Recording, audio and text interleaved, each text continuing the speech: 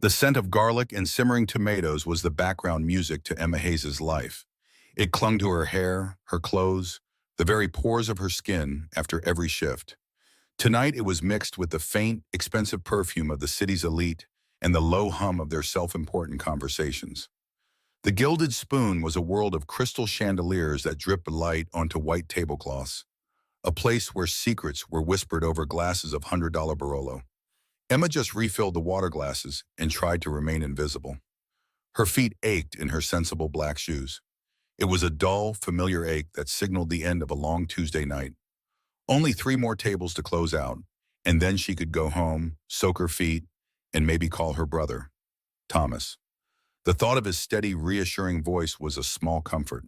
He would ask if she was okay, and she would lie and say she was great, because telling him the truth, that she was barely scraping by, would only add another line of worry to his brow. He had enough to worry about as a detective. She moved between tables, a ghost in a black apron, her smile practiced and polite. Her mind was already halfway out the door, calculating the tips she'd made. Enough for rent, maybe enough for the electric bill if Mrs. Henderson at table 5 was feeling generous. Her fingers brushed against the small, cool oval of the silver locket she always wore.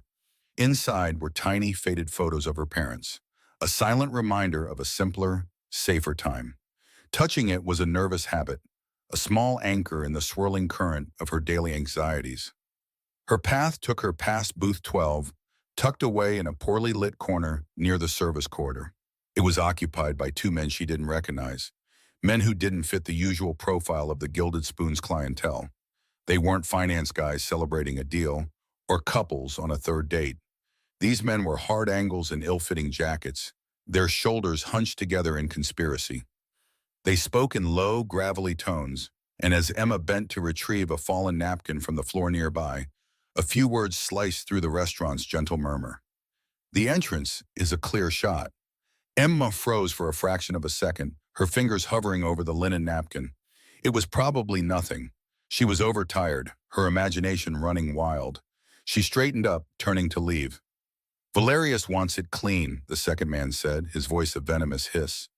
"Soon as he stands to leave, the whole front window will go." Her blood turned to ice. Valerius, the name was poison in the city, a name her brother had spoken with a mix of frustration and loathing. Marcus Valerius, a man who climbed a ladder of bodies to build his empire. This wasn't her imagination. This was real. Her heart started a frantic, painful drumming against her ribs. She forced her legs to move, to carry her away from that booth, back toward the relative safety of the bustling kitchen. But their words followed her. What about the target? "Costello, table 7, by the pillar." Emma's gaze shot across the dining room.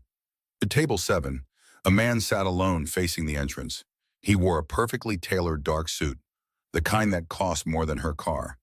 His black hair was slicked back, and even from this distance, she could feel an aura of stillness around him, an unnerving calm that seemed to absorb the restaurant's noise. He was staring at the front door, his posture relaxed, but his eyes were not. They were dark, watchful, and missed nothing. Jack Costello, another name she knew from the periphery of her brother's world. The Ghost, a man who ran the city's old guard with cold, quiet precision. He was the counterbalance to the chaotic violence of men like Marcus Valerius, and he was about to be killed. Her breath hitched, her hands, suddenly slick with sweat, fumbled with the water pitcher she was holding. She had to do something, but what? Scream? 'Cause a scene. They would shoot her first. They had called her a witness without even knowing she existed. Her mind flashed with images from the news, of innocent bystanders caught in the crossfire. She thought of Thomas, of having to identify her body, of the locket being logged as evidence. Fear, cold and absolute, threatened to paralyze her. She could just walk away, go into the kitchen, clock out, and disappear into the night. No one would ever know she had heard. It wasn't her fight. This man, Jack Costello, was a criminal. He lived in a world of violence. Maybe this was just his bill coming due. The thought was ugly, a coward's justification, and she hated herself for it. She glanced back at him. He lifted a glass of water to his lips, and as the cuff of his pristine white shirt pulled back, she saw it. A tattoo of a single intricate key was inked on the skin of his wrist. It was a strange, elegant detail on a man rumored to be so ruthless. He wasn't a monster in a headline. He was a person, a man of flesh and blood who was about to have his life extinguished while he drank a glass of water. Her moral compass, the one her parents had so carefully instilled in her, spun wildly before locking into place. She couldn't just let him die. She couldn't live with the silence. Her brother wouldn't. He ran toward danger every day. For a moment, just for tonight, she had to be as brave as him. Her eyes darted around the restaurant, the kitchen, the back exit. It led to a narrow, grimy alley used for deliveries. It was a way out, an escape route. The plan, desperate and terrifying, formed in her mind. She walked to the service station, her legs feeling like they were moving through wet cement. Her manager, a perpetually stressed man named David, was punching numbers into the register. "Table 7 is ready for his check," she said, her voice miraculously steady. David grunted, printing the bill without looking up. He handed her the small black folder. He paid cash for the meal. "This is just for the wine." Her heart leaped. This was better.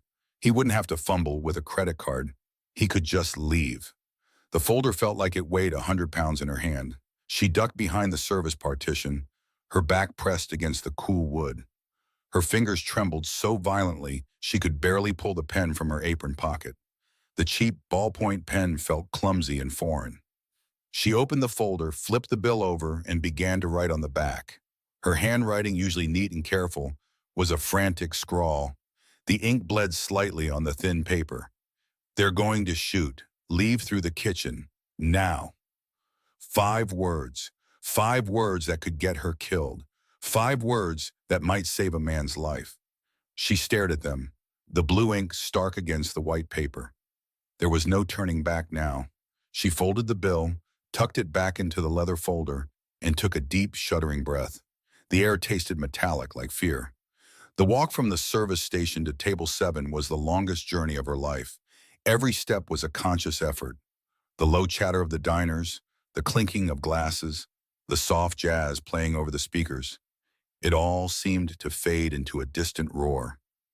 Her entire universe narrowed to the man sitting at the table and the explosive secret she carried in her hand. She could feel the eyes of the 2 men in booth 12 on her back, a physical pressure. They were watching Costello. They would see her. She reached the table. Her shadow fell across him and he looked up. His eyes were the first thing she truly saw up close. They were not just dark, they were a piercing, bottomless blue, as cold and clear as a winter ski, and they saw everything. They saw the slight tremor in her hand as she placed the bill folder on the table. They saw the beads of sweat on her temple that had escaped her hairline. They saw the frantic pulse beating in the hollow of her throat. His gaze was not accusatory or curious. It was intensely focused, an immediate and unnerving assessment. "Your check, sir," she managed to say. Her own voice sounded thin and reedy, a stranger's voice. He didn't look at the folder. He kept his eyes locked on hers. A silent, charged moment stretched between them. In that endless second, she felt stripped bare, as if he could read the frantic message she had written directly from her mind. He saw her terror and something else, something he didn't seem to expect. He saw her resolve. He wasn't looking at a waitress. He was looking at an accomplice. A flicker of something unreadable passed through his gaze. It wasn't gratitude. It wasn't relief. It was a cold, hard acknowledgement. He gave a single, almost imperceptible nod. It was so small anyone else would have missed it, but it was for her. It meant, "Message received." Then, as if in slow motion, he reached for the folder. His fingers, clean and steady, brushed against hers as he took it. The touch was electric, a jolt of ice and fire that shot up her arm. It was over in an instant, but the sensation lingered, a phantom brand on her skin. He opened the folder, his eyes scanning the bill, then flipping it over to read her frantic message. His expression did not change. Not a single muscle in his jaw tightened. He remained utterly, terrifyingly calm. To anyone watching, he was simply a customer settling his bill.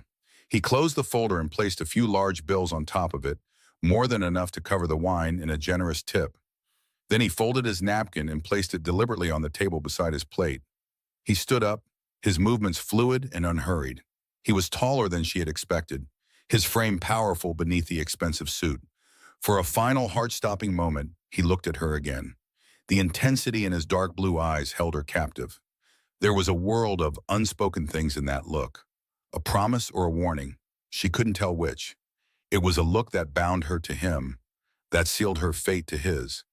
He knew she had just risked her life for him, a complete stranger, and he would not forget it. Then he turned, not toward the grand main entrance with its sprawling glass windows, but toward the back of the restaurant. He walked calmly, purposefully, toward the swinging double doors that led to the kitchen. He didn't look back. Emma stood frozen, her hand still tingling from his touch. She watched him push through the doors, which swung shut behind him, cutting him off from view. He was gone. He had listened. He was safe. A wave of dizzying relief washed over her, so potent it made her knees weak. She let out a breath she hadn't realized she was holding, her shoulders slumping. She had done it. She had interfered with the affairs of monsters and survived. She felt a sudden, desperate urge to laugh or to cry. She wasn't sure which. She turned away from the empty table, her job done. The normal sounds of the restaurant began to filter back in. The chatter, the music, the clatter of silverware. It was all just as it had been moments before. Perhaps everything would be okay. Perhaps this night would just become a terrifying secret she would carry forever. That was when the world exploded. A deafening roar ripped through the air as the entire front of the restaurant imploded. The magnificent floor-to-ceiling windows shattered inward, spraying the dining room with a hailstorm of glass. The sound was a physical blow, a concussive force that threw Emma off her feet. She landed hard on the plush carpet, her ears ringing with a high-pitched whine. The rapid, brutal crackle of automatic gunfire followed immediately. It was a horrifying, relentless noise that tore through the elegant decor, ripping through tablecloths, shattering bottles behind the bar, and chewing fist-sized holes in the beautiful mahogany walls. The low hum of conversation was replaced by a tidal wave of screams. Pure, unadulterated panic consumed the Gilded Spoon. Patrons scrambled, overturning tables and chairs in a desperate bid for cover. The air filled with the coppery smell of fear and the acrid smoke of gunfire. Chaos reigned, and in the middle of it all, Emma lay on the floor, the world dissolving into a blur of terror and noise, her mind screaming one single solitary thought. He got out. He was safe, and her life was over. The first gunshot was not a bang. It was a sharp, deafening crack, like the world splitting in two. It punched through the low hum of conversation and the soft clinking of cutlery. A woman's wine glass, held midair, exploded into 1,000 tiny diamonds. Then came the second shot, and the third, and the civilized veneer of the Gilded Spoon was torn away, revealing the raw panic beneath. Screams ripped through the air, high and ragged. Patrons scrambled, overturning tables laden with pasta and breadsticks. White tablecloths became tangled shrouds. Emma didn't think. Her body reacted on instinct, a primal urge to survive that she never knew she possessed. She dropped to the floor, the impact jarring her teeth. The polished wood was suddenly gritty against her cheek, smelling of dust and spilled wine. Another volley of gunfire shattered the front windows. Glass rained down like a bitter, frozen sleet. She could hear the heavy thud of bullets embedding themselves in the mahogany bar, the plaster walls, the very structure of her ordinary life. Her breath came in ragged, burning gasps. She had to move. Staying in the open was a death sentence. On her hands and knees, she crawled, ignoring the sting of tiny glass shards embedding themselves in her palms. Her waitress apron tangled around her legs. The air grew thick with the acrid smell of gunpowder, a scent so alien it made her stomach clench. She scrambled behind the solid oak of the bar, curling herself into the smallest possible ball in the narrow space between the ice machine and a crate of lemons. She pressed her cheek against the cool, sticky floor, trying to quiet the frantic drumming in her ears. Each beat was a hammer against her ribs. She squeezed her eyes shut, but the images were burned onto the inside of her eyelids. The cold, assessing gaze of Jack Costello, the hasty scrawl of her own handwriting on the bill, the almost imperceptible nod he had given her. She had done this. She had pulled the pin from this grenade, and now the world was exploding around her. Tears streamed down her face, hot and silent. She wasn't crying from sadness, but from a terror so profound it felt like it was dissolving her from the inside out. The shooting seemed to go on for an eternity, a brutal symphony of destruction. Then, as suddenly as it began, it stopped. The silence that followed was heavier and more terrifying than the noise. It was filled with the sound of weeping, the soft groans of the injured, and the distant, approaching wail of sirens. Emma didn't move. Her muscles were locked, frozen by fear. Were they gone? Were they waiting? Her mind was a maelstrom of what-ifs. She thought of her brother, Thomas. He was a detective. He dealt with things like this. But he wasn't here. She was utterly, terrifyingly alone. Heavy footsteps echoed in the ruined dining room. They were slow, deliberate, crunching on the debris. These were not the frantic steps of panicked survivors. They were controlled, authoritative. "Secure the entrance," a low voice commanded, calm and clear amidst the whimpers. "Sweep the perimeter. Any of ours down?" "All clear, boss," another voice replied. "We got one of them. He's still breathing." A pained grunt followed, then the sound of someone being dragged across the floor, their boots scraping through shattered plates. Emma held her breath until her lungs burned. These were his men, Jack Costello's men. They moved with a chilling efficiency, turning the chaos into an ordered scene of their own making. The kitchen door creaked open. A different set of footsteps approached. They were lighter than the others, but carried more weight. Emma knew, without having to see, that it was him. She heard him stop just on the other side of the bar. The silence stretched, thin and taut. She felt his presence like a change in air pressure. He knew she was there. Of course he knew. He was a man who seemed to know everything. Her heart hammered against her ribs, a frantic bird trapped in a cage of bone. She prayed he would just leave. Let his men finish their grim work and walk away, leaving her to dissolve back into the life she had before he walked into it. But the footsteps resumed, rounding the edge of the bar. A pair of immaculate black leather shoes came into view, uncuffed by the surrounding debris. They stopped a few feet from her face. Slowly, her eyes traveled up, past the sharp crease of tailored black trousers, past the jacket that hung perfectly, despite the violence, to his face. Jack Costello stood over her, his expression unreadable. His dark blue eyes were not cold, not angry. They were something far more unsettling. They were focused, intense, as if the entire ruined restaurant, the sirens, the injured people, had all faded away, leaving only her. He surveyed her, huddled on the floor, her hair a mess, her face stained with tears and grime. He took in the trembling of her hands, the way she instinctively clutched the small silver locket at her throat. For a long moment, he said nothing. He simply watched her, and in that silence, she felt stripped bare. He saw not just a terrified waitress, but the person who had saved his life, the person who had seen the threat enacted. He knelt, not with a sudden movement, but with a slow, deliberate grace that was unnerving. The scent of expensive cologne and something metallic, like cold steel, reached her. He extended a hand. It was a large hand, clean and steady. There was no weapon in it, but it seemed more dangerous than any gun. Emma flinched. She stared at his offered hand, her mind screaming at her not to take it. This hand was part of a world of violence and death. To touch it was to accept a connection to it. But his eyes held hers, and they offered no alternative. He was not asking. He waited, his patience a form of pressure more powerful than any command. Her own hand, trembling and streaked with dirt, felt clumsy and small. She placed it in his. His fingers closed around hers. His grip was firm, warm, and absolute. There was no escape from it. With a strength that felt effortless, he pulled her to her feet. She stumbled, her legs weak and unsteady. He steadied her with a hand on her arm, his touch sending a jolt of both fear and a strange, unwanted sense of security through her. He didn't let go.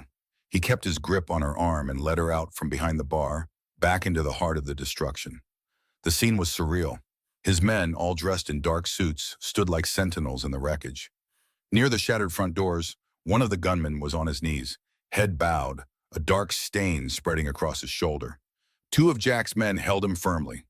As and Emma emerged, every eye in the room fell upon them. The whimpering stopped. The air grew thick and heavy. The captured gunman lifted his head, a sneer of defiance on his blood-smeared face. "Costello," he spat, "you should be dead." Jack ignored him. He didn't even glance his way. Instead, he looked down at Emma. She felt the weight of his gaze, the weight of every person's stare in that room. She was the center of an inexplicable tableau. She wanted to pull her arm away, to run, to scream that this was a mistake, that she was nobody. But she was paralyzed, held in place by his grip and the sheer force of his will. Then Jack finally looked at the captured man. His voice, when he spoke, was not loud. It was low and dangerously soft, yet it sliced through the room with the chilling precision of a surgeon's scalpel. "You will take a message back to Marcus Valerius," Jack said, his tone devoid of any emotion. The gunman just glared. Jack's fingers tightened fractionally on Emma's arm. He pulled her a half-step closer to his side, a clear and deliberate gesture. He looked from the gunman to his men and then let his gaze sweep over the terrified staff and patrons huddled against the far wall. It was a public announcement, a proclamation. "Tell Marcus Valerius," he repeated, his voice dropping to a near whisper that was somehow more menacing than a shout. "She's mine." The words struck Emma with the force of a physical blow. A cold dread washed over her, colder than the fear of the gunfire. "She's mine." It wasn't a term of endearment. It wasn't a promise of affection. It was a statement of ownership, a brand. In that single moment, and in front of his enemies and his soldiers, Jack Costello had tied her to him. He had taken her simple, anonymous life and painted a giant target on it. She was no longer Emma Hayes, the waitress who worked double shifts to help her brother. She was a possession, a weakness, a reason for men like Marcus Valerius to come for her. Her blood ran cold. The room seemed to tilt, the faces of Jack's men blurring into a faceless wall of dark suits. Her own name echoed in her head, a name that suddenly felt like it belonged to someone else, someone from a lifetime ago. Jack didn't wait for a reaction. He didn't acknowledge the gunman's shocked expression or the sudden understanding that dawned on the faces of his own men. His purpose was served. He turned, his hand still locked on Emma's arm, and pulled her toward the ruined entrance. Her feet felt like lead. She was moving, but it felt as if she was watching herself from a great distance. She was a doll being dragged along, her own will completely erased. Outside, the night was a chaotic swirl of red and blue flashing lights. Police officers were establishing a perimeter, their faces grim. But as Jack emerged with Emma in tow, a path cleared for them as if by an invisible force. The officers hesitated, their hands near their weapons, but no one moved to stop him. A sleek, black-armored car was idling at the curb, its engine a low, powerful hum. It looked like a panther ready to spring, utterly out of place and yet completely dominant in the scene. A man in a dark suit held the rear door open. The interior was a cavern of shadows. Jack didn't slow his pace. He guided her directly to the open door, his grip relentless. He practically pushed her inside, and she half fell onto the plush leather seat. The smell hit her immediately, clean and sterile, the scent of new leather and money, a world away from the metallic tang of blood and fear in the restaurant. She scrambled across the wide seat, pressing herself against the far door as if she could melt through it. Jack slid in after her, his large frame filling the space, consuming the air. He was a mountain of silent menace next to her. The door was closed by the man outside, shutting out the sirens and the chaos. The world went quiet, and then came the sound that would haunt her dreams for nights to come. A solid, heavy click as the automatic lock engaged. It was a sound of finality, the sound of a cage door swinging shut. The car pulled away from the curb with a seamless, powerful glide. It accelerated smoothly, merging into the flow of city traffic. Emma stared out the heavily tinted window. The flashing lights of the police cars and ambulances receded, becoming a distant, blurry constellation. She saw the front of the Gilded Spoon, her workplace, the place that had been the mundane backdrop of her life, shrink until it was just another building on a chaotic street. It was her past, disappearing into the night. She turned her head and looked at the man beside her. Jack Costello stared straight ahead, his profile carved from stone in the intermittent glow of the streetlights. His face was a mask of calm control. He hadn't said a word to her since his terrifying declaration. He didn't need to. The heavy locked door and the silent speeding car said it all. She was trapped. Her old life, with its simple fears and quiet hopes, was gone, left behind on the floor of a ruined restaurant. She was now in his world, and the heavy car door had just sealed her inside. The heavy click of the lock was a sound of absolute finality. It echoed in the small, leather-scented space of the armored car, sealing Emma inside with the man who had just overturned her entire world. The city lights smeared past the tinted windows, a blur of color and life that suddenly felt a million miles away. Her own life, the one with rent payments and tired feet and a brother who called just to check in, was back there in the chaos of broken glass and screaming. It was a life that no longer seemed to belong to her. Her heart hammered against her ribs, a frantic bird trapped in a cage. She pressed herself against the cold door, as far from him as she could get. The man beside her was perfectly still. Jack Costello. The name felt dangerous on her tongue even in the silence of her thoughts. He wasn't looking at her. His gaze was fixed forward, his profile sharp and unreadable in the intermittent glow of passing streetlights.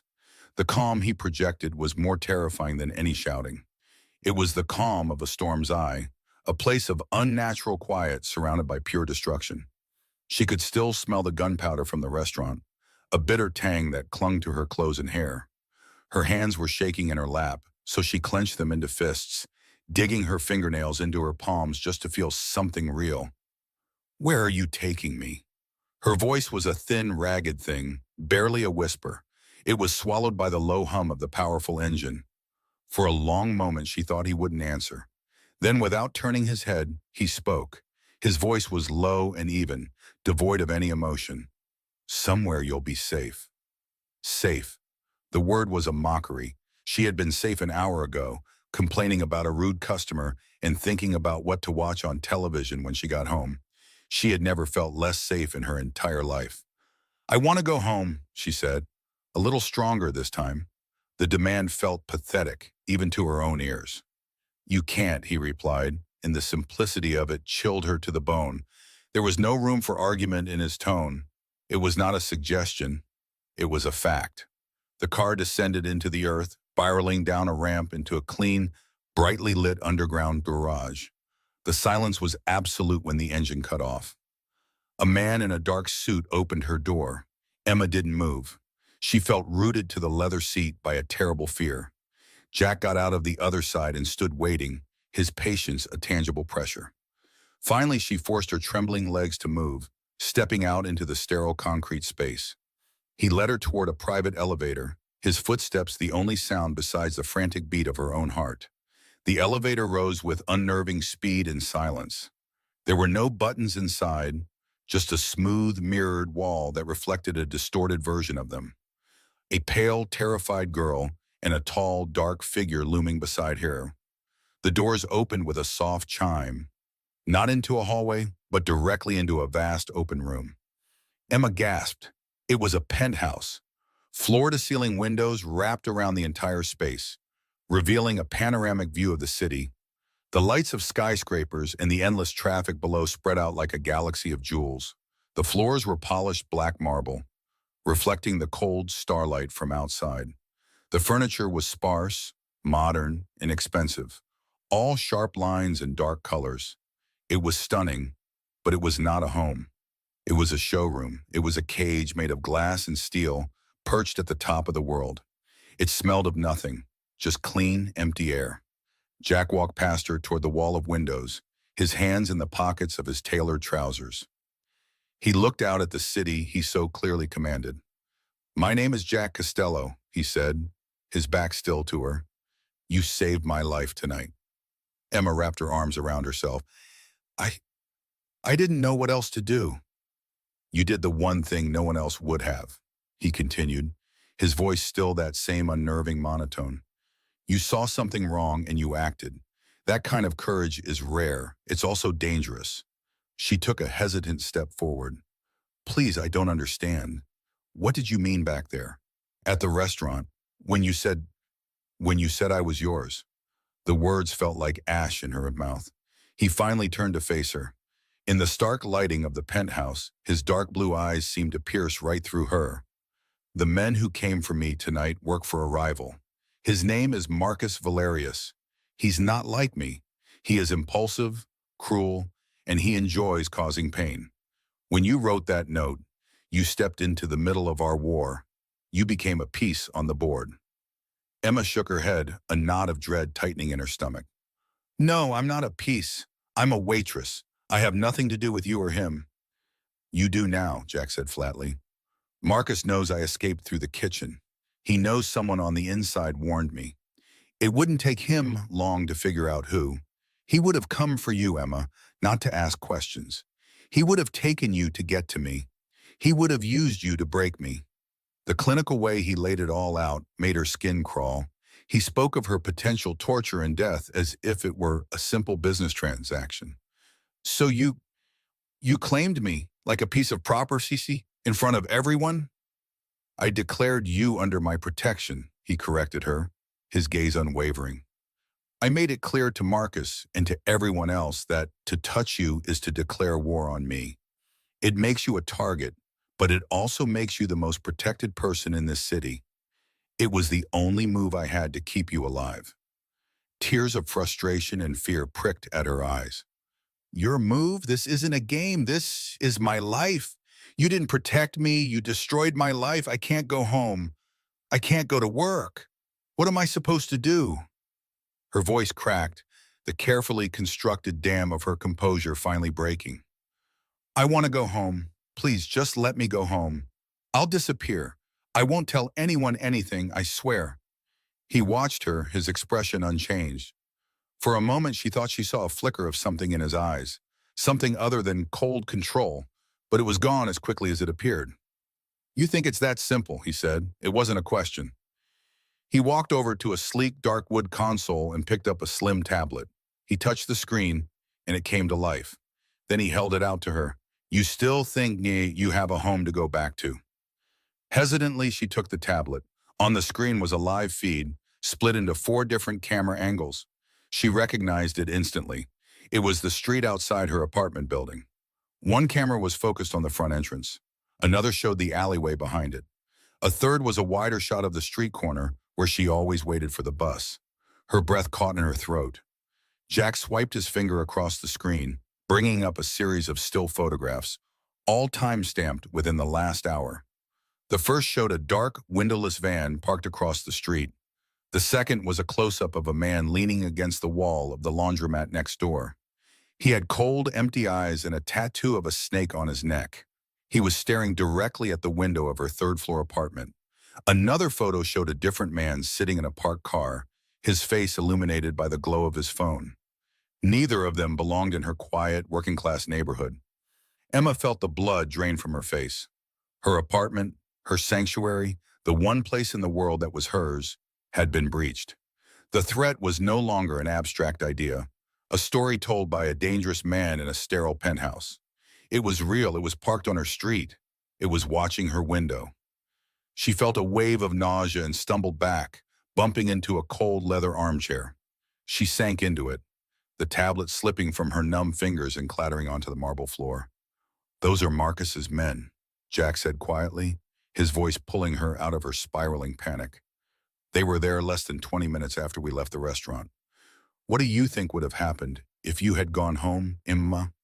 She couldn't answer. She could only stare at the blank space where the front door to her building stood on the screen. She imagined walking up those steps, putting her key in the lock, and one of those men stepping out of the shadows behind her, a hand over her mouth, the cold press of metal against her back. Her brother Thomas would have reported her missing in the morning. He would have searched for her, never knowing. Tears streamed down her face now, silent and hot. She was trapped. She wasn't just a prisoner of Jack Costello. She was a prisoner of the danger he had brought to her door. He had been right. He had saved her life. Again. But this salvation felt like a death of its own. The death of her freedom, of her anonymity, of everything she had ever known. She sat there hollowed out by the awful truth, the silence of the vast apartment pressing in on her. And then a sound cut through the quiet, a familiar, cheerful ringtone. Her phone. It was on the small table beside the armchair, where one of Jack's men must have placed it after searching her. The screen lit up, and a name glowed on it. Thomas. A jolt of pure, desperate hope shot through her. Her brother, her lifeline. He was looking for her. He would be worried sick if she could just talk to him, just hear his voice. She lunged for the phone, her fingers wrapping around it like a drowning woman grabbing a piece of driftwood. It felt solid and real in her hand, a link to her world. She swiped to answer, her thumb hovering over the green icon. Before she could press it, another hand covered hers. It was Jack's. His touch wasn't violent or rough, but it was absolute. His long, powerful fingers gently but firmly closed over her own, stopping her movement completely. He looked down at her, his dark blue eyes holding a warning. "Don't," he said, his voice low. "He's my brother," she pleaded, her voice breaking. "He'll be terrified. I have to tell him I'm okay." "You can't," Jack stated, his grip unyielding. He carefully pried the phone from her hand. The loss of it felt like a physical blow. He looked at the screen, at the name Thomas glowing there. Then his eyes met hers again. Especially not him. With a sickening sense of dread, Emma watched as he answered the call. He put the phone to his ear, his expression a mask of cool indifference. "Hello?" Emma could hear the faint, tinny sound of her brother's frantic voice on the other end. "Emma! Oh my God, Emma, are you okay? I heard about a shooting at your restaurant. I've been calling for an hour. Where are you?" Jack listened for a moment, his gaze locked on Emma's horrified face. Then he spoke, his voice calm and lethal. "She's with me." There was a pause on the other end. Then Thomas's voice, sharper now, laced with suspicion and authority. The voice of a detective. "Who is this? Where's my sister? Put her on the phone right now." "My name is Jack Costello," Jack said, his voice dropping even lower, carrying a weight that seemed to suck all the air from the room. "Your sister is safe, but she won't be speaking with you." He paused, letting the implication hang in the air. "I know who you are, Detective Hayes. For her sake, I'd advise you to stop looking. Stop calling. Consider her on a long, unavoidable vacation. Do you understand?" Emma could only imagine the fury and fear on her brother's face. She wanted to scream, to tell Thomas she was here, to tell him she was a prisoner. But she was frozen, pinned in place by Jack's cold, commanding stare. Jack didn't wait for a reply. He ended the call, the screen going dark. Then, with a slow, deliberate movement that felt more violent than a punch, he held the phone in one hand, slid the back cover off with his thumb, and removed the battery and the small SIM card. He dropped the now useless pieces onto the marble floor. They landed with a tiny, pathetic clatter. The final severed connection to her life. Emma stared at him, the tears on her face feeling cold. The hope that had surged through her only moments before had curdled into a black, bitter betrayal. He hadn't just taken her from her life. He had just stood in front of her and actively, cruelly, cut her off from the one person she loved and trusted more than anyone in the world. He hadn't just declared her his property to an enemy. He had just declared war on her own brother. The silence that followed the phone call was worse than any shouting match. It was a cold, heavy blanket that smothered the air in the Onyx Tower penthouse. Jack had not raised his voice. He had simply taken her phone, severed the last frayed thread connecting her to her old life, and left her standing in the vast living room. Betrayal was a bitter, metallic taste in her mouth. He had not just imprisoned her body, he had isolated her soul. Days bled into one another, marked only by the shifting light across the polished marble floors. Morning sun gave way to the electric glow of the city at night, a sprawling galaxy of lights that felt a million miles away. Emma existed in a state of suspended animation. She ate the meals that were silently left for her on the kitchen island. She showered in a bathroom larger than her old apartment's living room, the water pressure a constant, powerful roar. She slept in a bed with sheets so fine they felt like cool water against her skin. It was a life of immense luxury and absolute desolation. The guards were courteous phantoms. They never spoke to her unless spoken to, their eyes always scanning, always watchful. They were part of the architecture, as permanent and unfeeling as the steel beams that held the tower together. Jack himself was a ghost of a different kind. He would be there one moment, standing by the floor to ceiling windows in a perfectly tailored suit, a dark silhouette against the skyline. The next, he would be gone.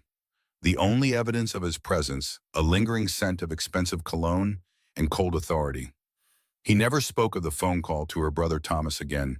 He never spoke of anything personal at all. Their conversations were brief, functional. Are you hungry? Do you need anything? The questions were hollow, the answers meaningless. She was his possession, a problem he was managing. She tried to hold on to her anger, to let it fuel her, but the sheer oppressive silence of her cage wore it down, leaving behind a dull, persistent ache of fear and loneliness. She found herself watching him. She told herself it was to find a weakness, a way out. But a more honest part of her knew she was simply trying to understand the man who had shattered her world. One night, sleep refused to come. The city outside was a restless, humming beast. Emma slipped out of bed, her bare feet silent, on the cold floor. She padded into the main living area, expecting it to be empty. But it was not. Jack was there, standing near the vast expanse of glass, his back to her. The city lights cast long shadows, painting the room in shades of charcoal and deep blue. He was not in one of his sharp suits. He wore a simple dark sweater and trousers, making him look younger, less like a king in his castle. In his hands, he held a small silver picture frame. He was so still, so absorbed, that Emma froze in the shadows of the hallway, her breath catching in her throat. She knew she should retreat, that this was a private moment she had no right to witness. But she was rooted to the spot. She watched as his thumb traced the edge of the glass with a tenderness that seemed utterly alien to the man she knew. For the first time since she had met him, his shoulders were not perfectly straight. There was a slight slump, a hint of a heavy burden. Curiosity warred with her fear. She took a silent step closer, peering from behind a large marble pillar. He tilted the frame slightly, catching the light from a distant skyscraper. Emma could just make out the image. It was an old photograph, slightly faded. A woman with kind eyes and dark hair smiled, her arm around a young boy of about 10.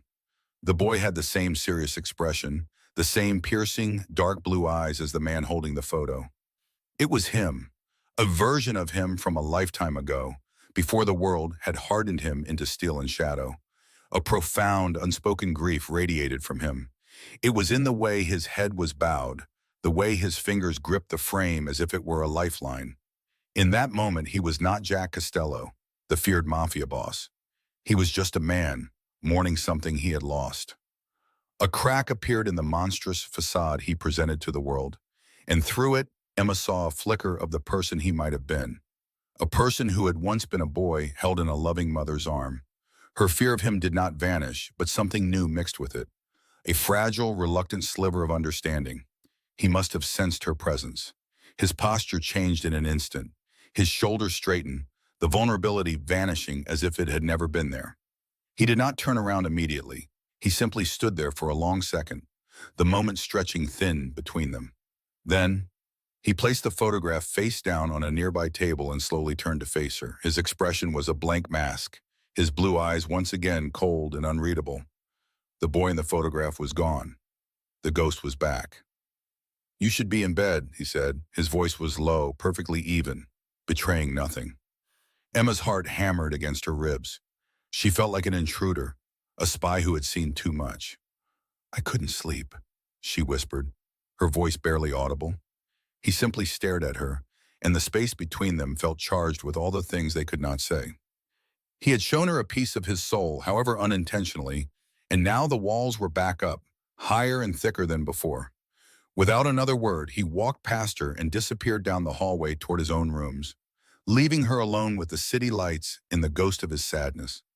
She looked at the downturned photograph on the table, a secret she now shared with him, and felt the dynamics of her gilded cage shift in a way she could not yet comprehend. A few days later, a new kind of chill entered the penthouse. It had nothing to do with the air conditioning. It was a sharp, dangerous tension that emanated from Jack and infected everyone around him. Emma first felt it when she walked into the living room and found him staring at a tablet, his jaw set like granite. One of his men, a serious man with graying temples named Leo, stood beside him, speaking in a low, urgent tone. Emma averted her eyes, pretending to look for a book on one of the shelves. She did not want to draw their attention, but she could not block out the feeling of impending doom. Later, the tablet was left on the coffee table. Her curiosity was a physical itch. Her hands trembled slightly as she picked it up. The screen showed a local news website. The headline made her blood run cold. Historic neighborhood bookstore vandalized overnight. She clicked on the article. The bookstore was the Reading Nook, a small, cherished shop in her old neighborhood. It was the place her mother had taken her every Saturday, the place that smelled of old paper and dust and magic. It was a sanctuary of her childhood memories. The article described the damage. Windows were shattered, books were torn and thrown into the street, and spray painted across the front of the building in garish red paint was a single ugly symbol, a stylized scorpion. Emma knew, she knew with a sickening certainty that this was not random. This was a message. Marcus Valerius had found a piece of her past, a piece of her heart, and he had defiled it. He was showing Jack that he could reach her, that nothing was sacred. He was not just attacking a building. He was attacking her memory, her identity.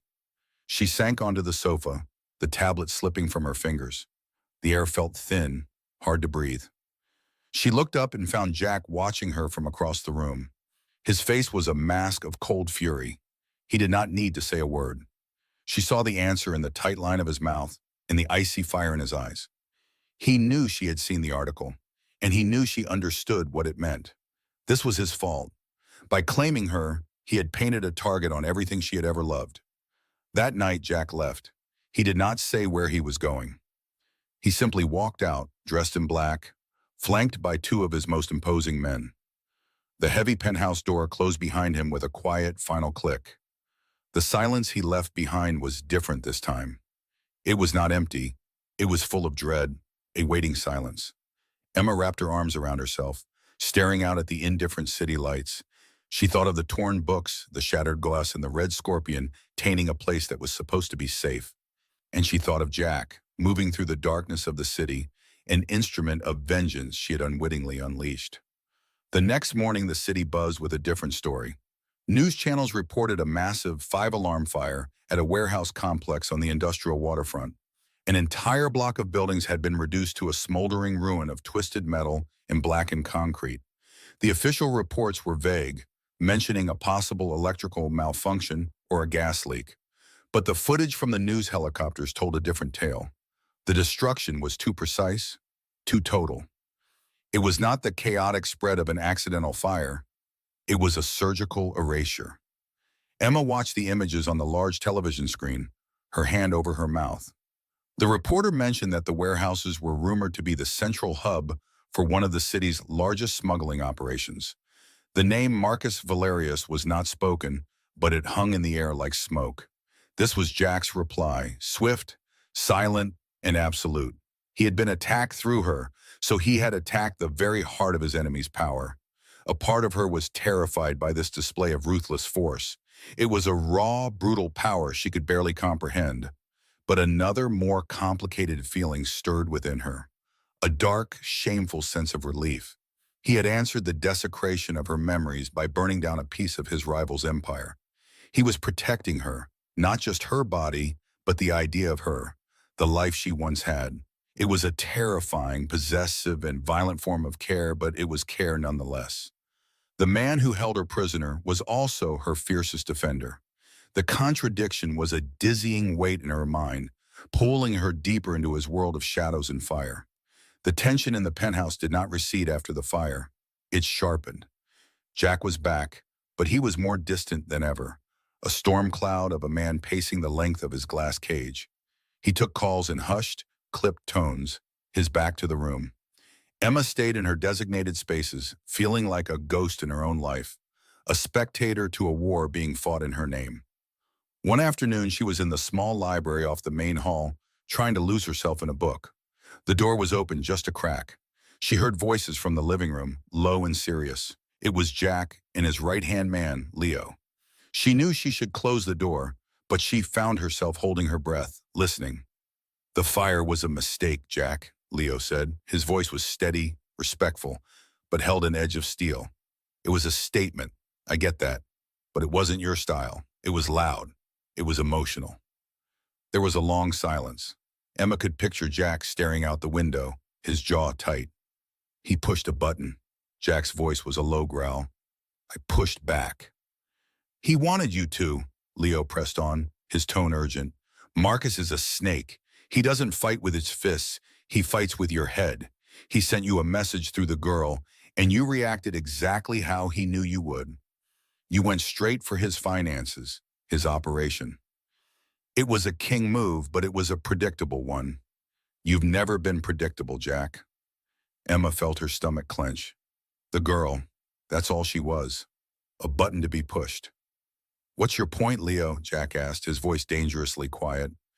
My point is the girl, Leo said, and Emma's heart stopped.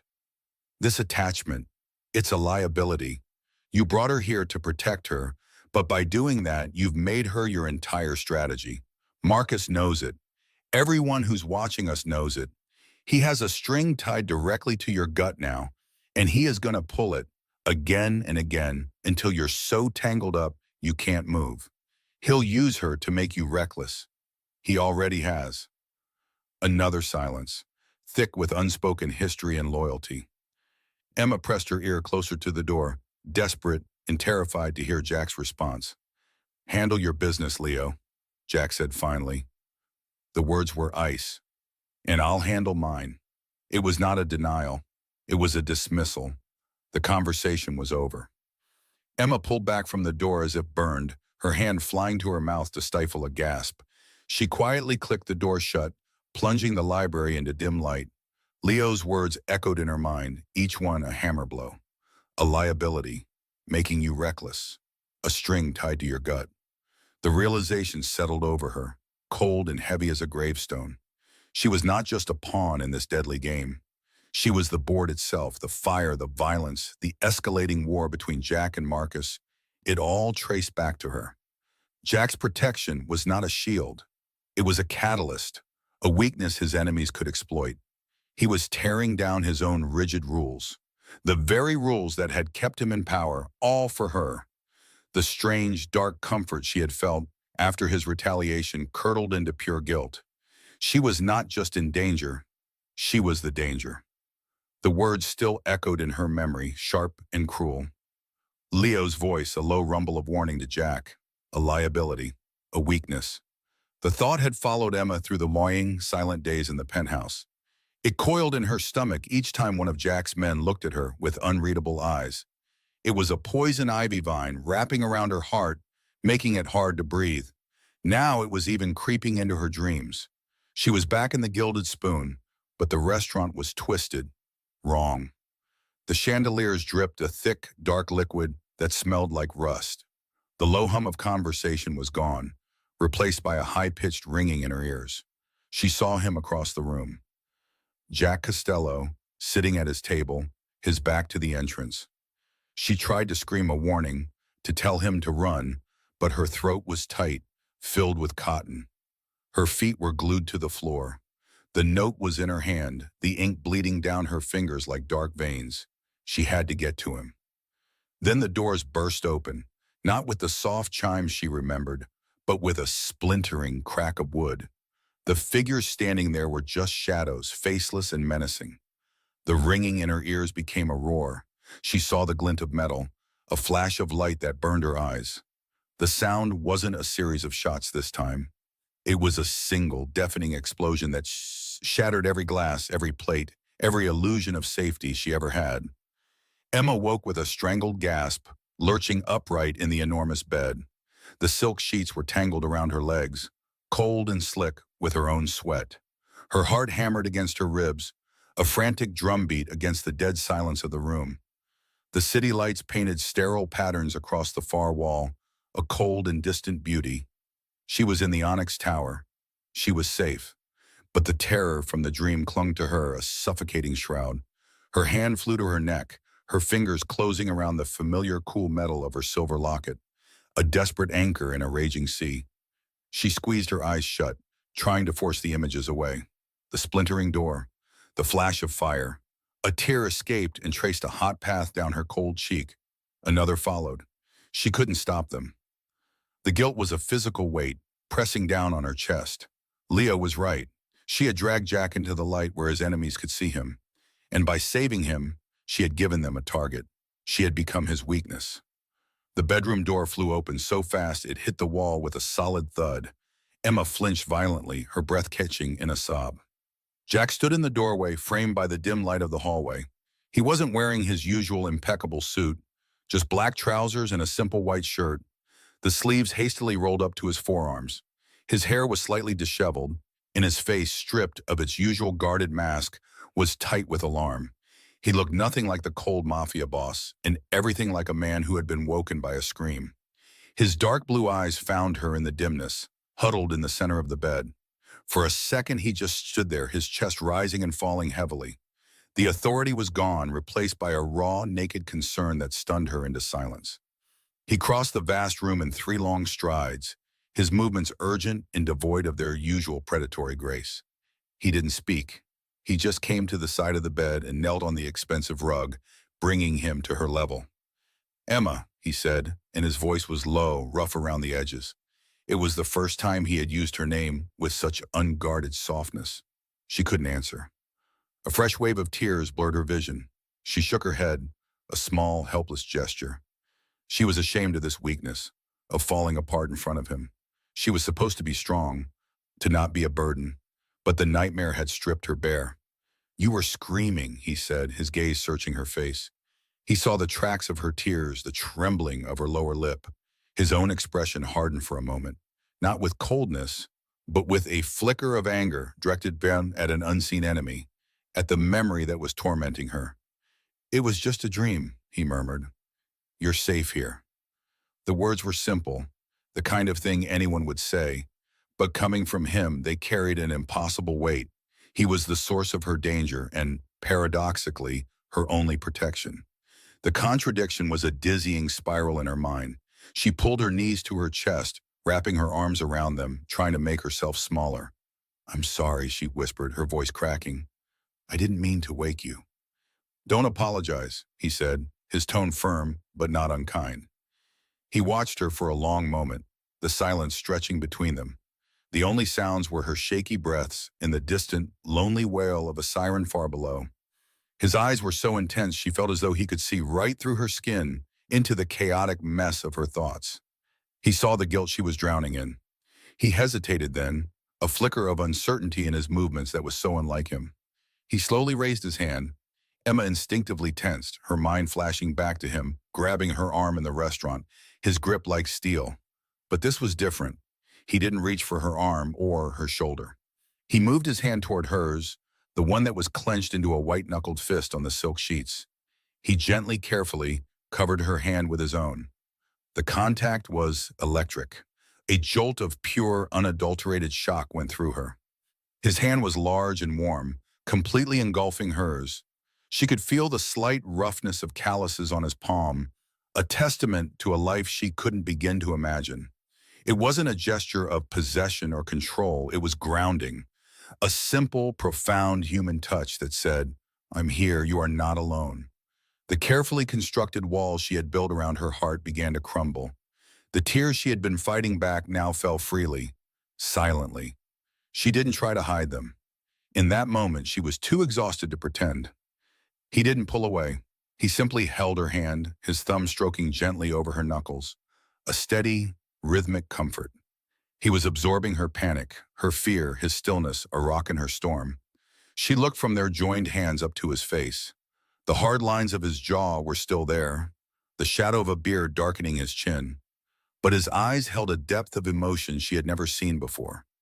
The piercing blue was softer, clouded with something that looked impossibly like empathy. He was no longer Jack the Ghost Costello, the feared crime lord. He was just Jack, and he was looking at her as if she were something fragile, something precious.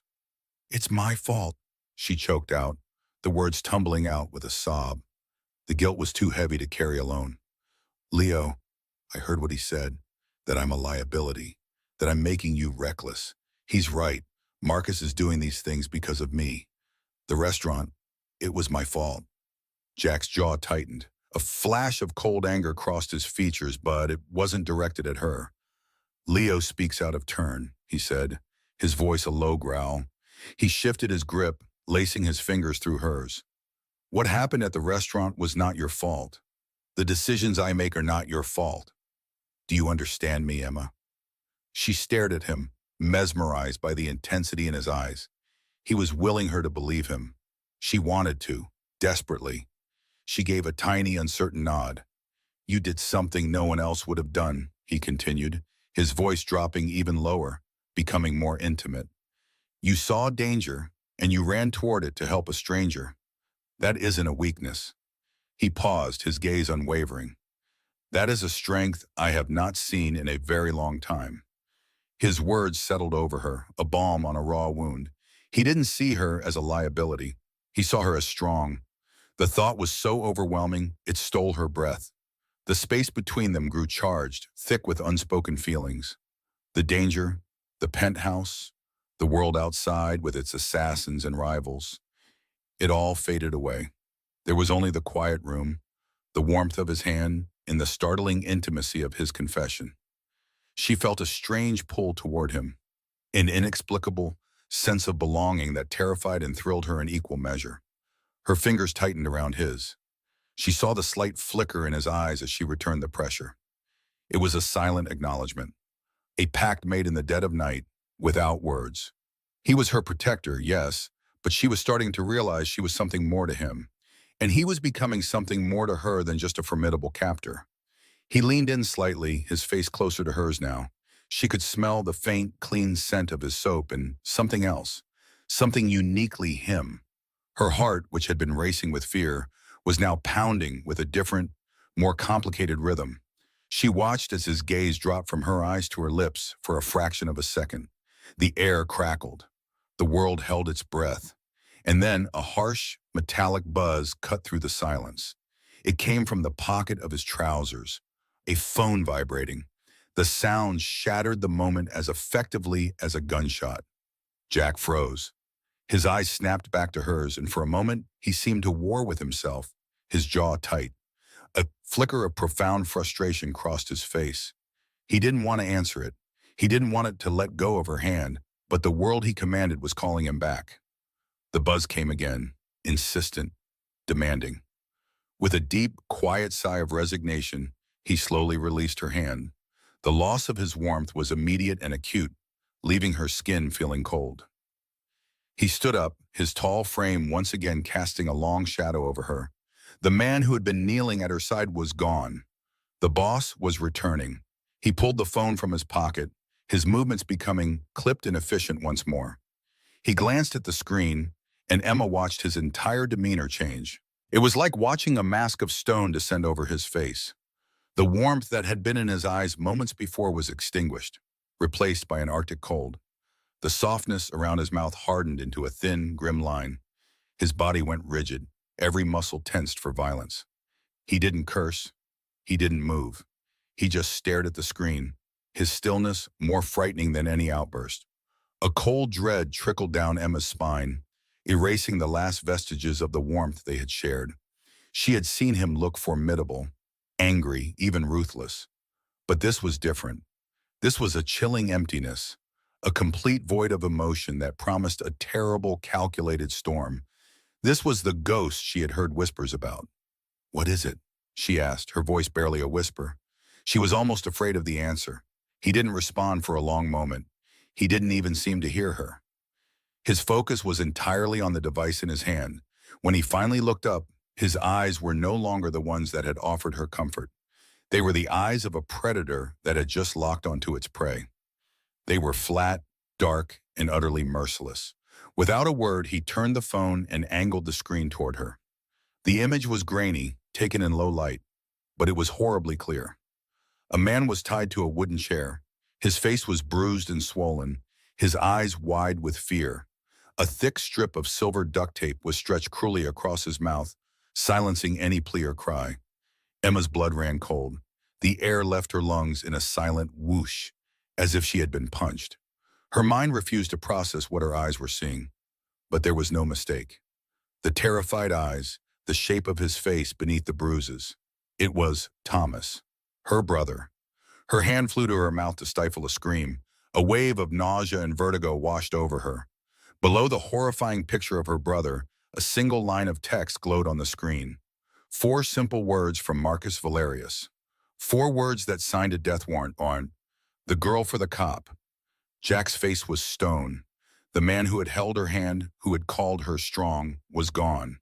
In his place stood a chillingly calm instrument of vengeance. Emma looked from the terrifying photo of her brother to the face of the man who held her fate in his hands. The cold, ruthless ghost had returned with a terrifying, silent intensity that promised to burn the world down to get what he wanted. And she was standing at the very center of the inferno. The warmth of Jack's hand vanished, leaving her skin cold. The image on the phone screen burned itself into her mind, a permanent scar on her memory. Thomas, her brother. His eyes were wide with a fear she had never seen before, a strip of black tape stretched cruelly across his mouth. A dark bruise was already forming on his cheekbone. The background was stark, industrial, concrete walls and exposed pipes. Below the photo, the words glowed with digital poison. The girl for the cop. Emma's breath caught in her throat, a sharp, painful gasp. The world tilted, the luxurious penthouse blurring at the edges. The soft cashmere of the throw blanket felt like sandpaper against her skin. The scent of rain on the windowpane suddenly smelled of rust and decay. All the fragile peace of the last few hours, the tentative connection she felt with Jack, shattered like glass. It was replaced by a cold, hollowing dread that started in her stomach and spread through her veins like ice. Jack did not move, but the change in him was absolute. The man who had gently comforted her moments ago was gone. In his place stood the ghost. His shoulders went rigid, his jaw set like granite. The blue in his eyes darkened to a stormy, unforgiving navy. He tapped the screen once, his movements economical and precise, and brought the phone to his ear. His voice was low, devoid of all emotion, a weapon in itself. "Leo," he said. The name was a command. Full mobilization. "I want every man we have ready in 1 hour. Code black." There was a pause. No negotiations. This is a removal. I want his entire operation dismantled by sunrise. Find where he's keeping him. Find him now. He ended the call without a goodbye. The silence that followed was more terrifying than any shout. Emma could hear her own heart, a frantic, panicked drumming against her ribs. She felt as if she were drowning. Code black. Removal. Dismantled. The words were clinical, clean, but she knew what they meant. They meant a war fought in the dark streets of the city over her, for her, because of her. Her gaze drifted from Jack's stone-cold profile to the phone lying on the table between them. The picture of Thomas was still there, a silent, screaming accusation. This was her fault. She had written the note.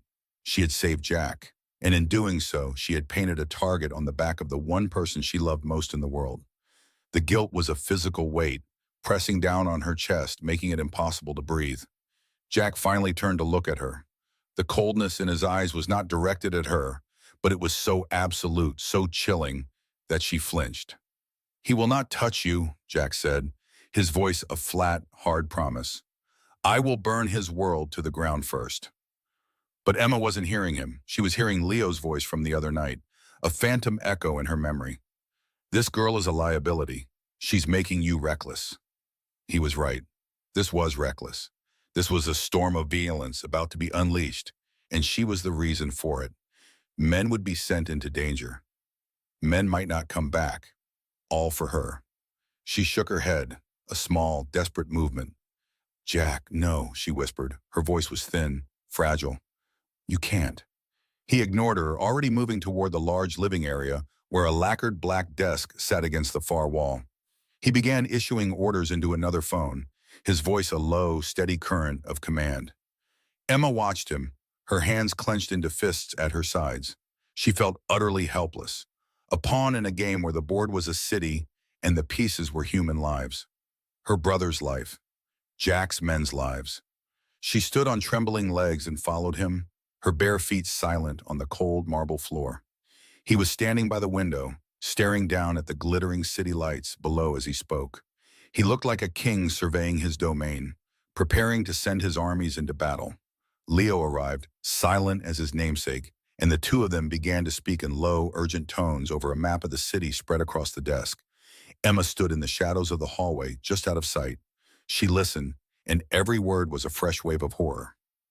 They spoke of entry points and exit strategies, of sniper positions and flanking maneuvers. They talked about the Red Hook docks, Marcus's territory. They mentioned warehouses and shipping containers. They were planning a full-scale assault, a massacre. Jack's voice was calm, analytical. We initiate a hard breach at Warehouse 7 and 12 simultaneously. The main force will push through the center, draw their fire. A secondary team hits the north gate to cut off any retreat. That's a grinder, Jack. Leo's voice was tight with concern. We'll lose men in that initial push, a lot of them. It's a necessary cost, Jack replied, his tone leaving no room for argument. Marcus expects a negotiation. He expects me to be cautious. We will give him the opposite. Overwhelming, absolute force. We find Thomas Hayes, we extract him, and we leave nothing standing. A necessary cost. The phrase echoed in Emma's mind. She looked at the faces of the men Jack was speaking to. Leo, his brow furrowed with worry. Two other broad-shouldered men she didn't know, their expressions grim and resolute.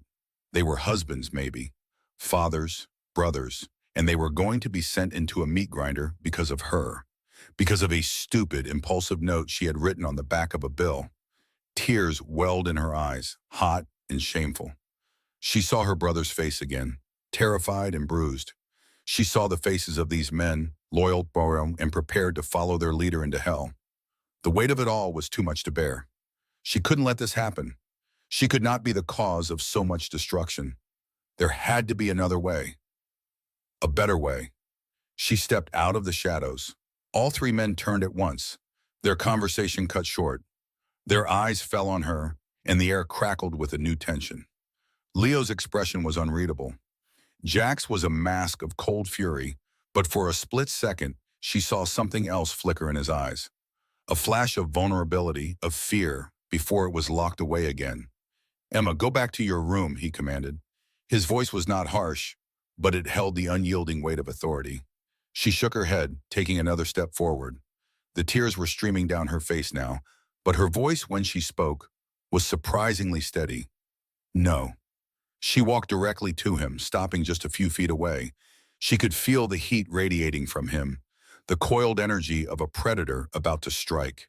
She ignored Leo and the other men, her world narrowing to just Jack and the impossible choice before them. Don't do this, she pleaded, her voice breaking. Please, Jack, don't start a war for me. Don't send these men to die for me. His jaw tightened. This is not your concern. Not my concern? Her voice rose, laced with disbelief and anguish. My brother is the one in that picture. My brother, who is a cop, who has never hurt anyone, is tied up in some filthy warehouse because of me. Your men are about to walk into a trap because of me, Marima. How can you say it's not my concern? It's the only thing that is. She took a ragged breath, her heart pounding a frantic rhythm against her ribs. She had to make him understand. She had to offer him the only solution that made any sense, the only one that didn't involve a river of bloodshed. He wants me, she said, her voice dropping to a desperate whisper. The message was clear. The girl for the cop. So make the trade. Leo let out a quiet, sharp breath. Jack's eyes blazed with a sudden, violent fire. Absolutely not, he snarled. Why, she cried, stepping closer still. It's the simplest way. No one else has to get hurt. Just give him what he wants. Let me go to him. I will trade myself for Thomas. Let me fix this. The words were barely out of her mouth before he moved. He closed the distance between them in a single, swift stride. His hands shot out, grabbing her upper arms. His grip was powerful, almost painful, but she knew it wasn't meant to injure her.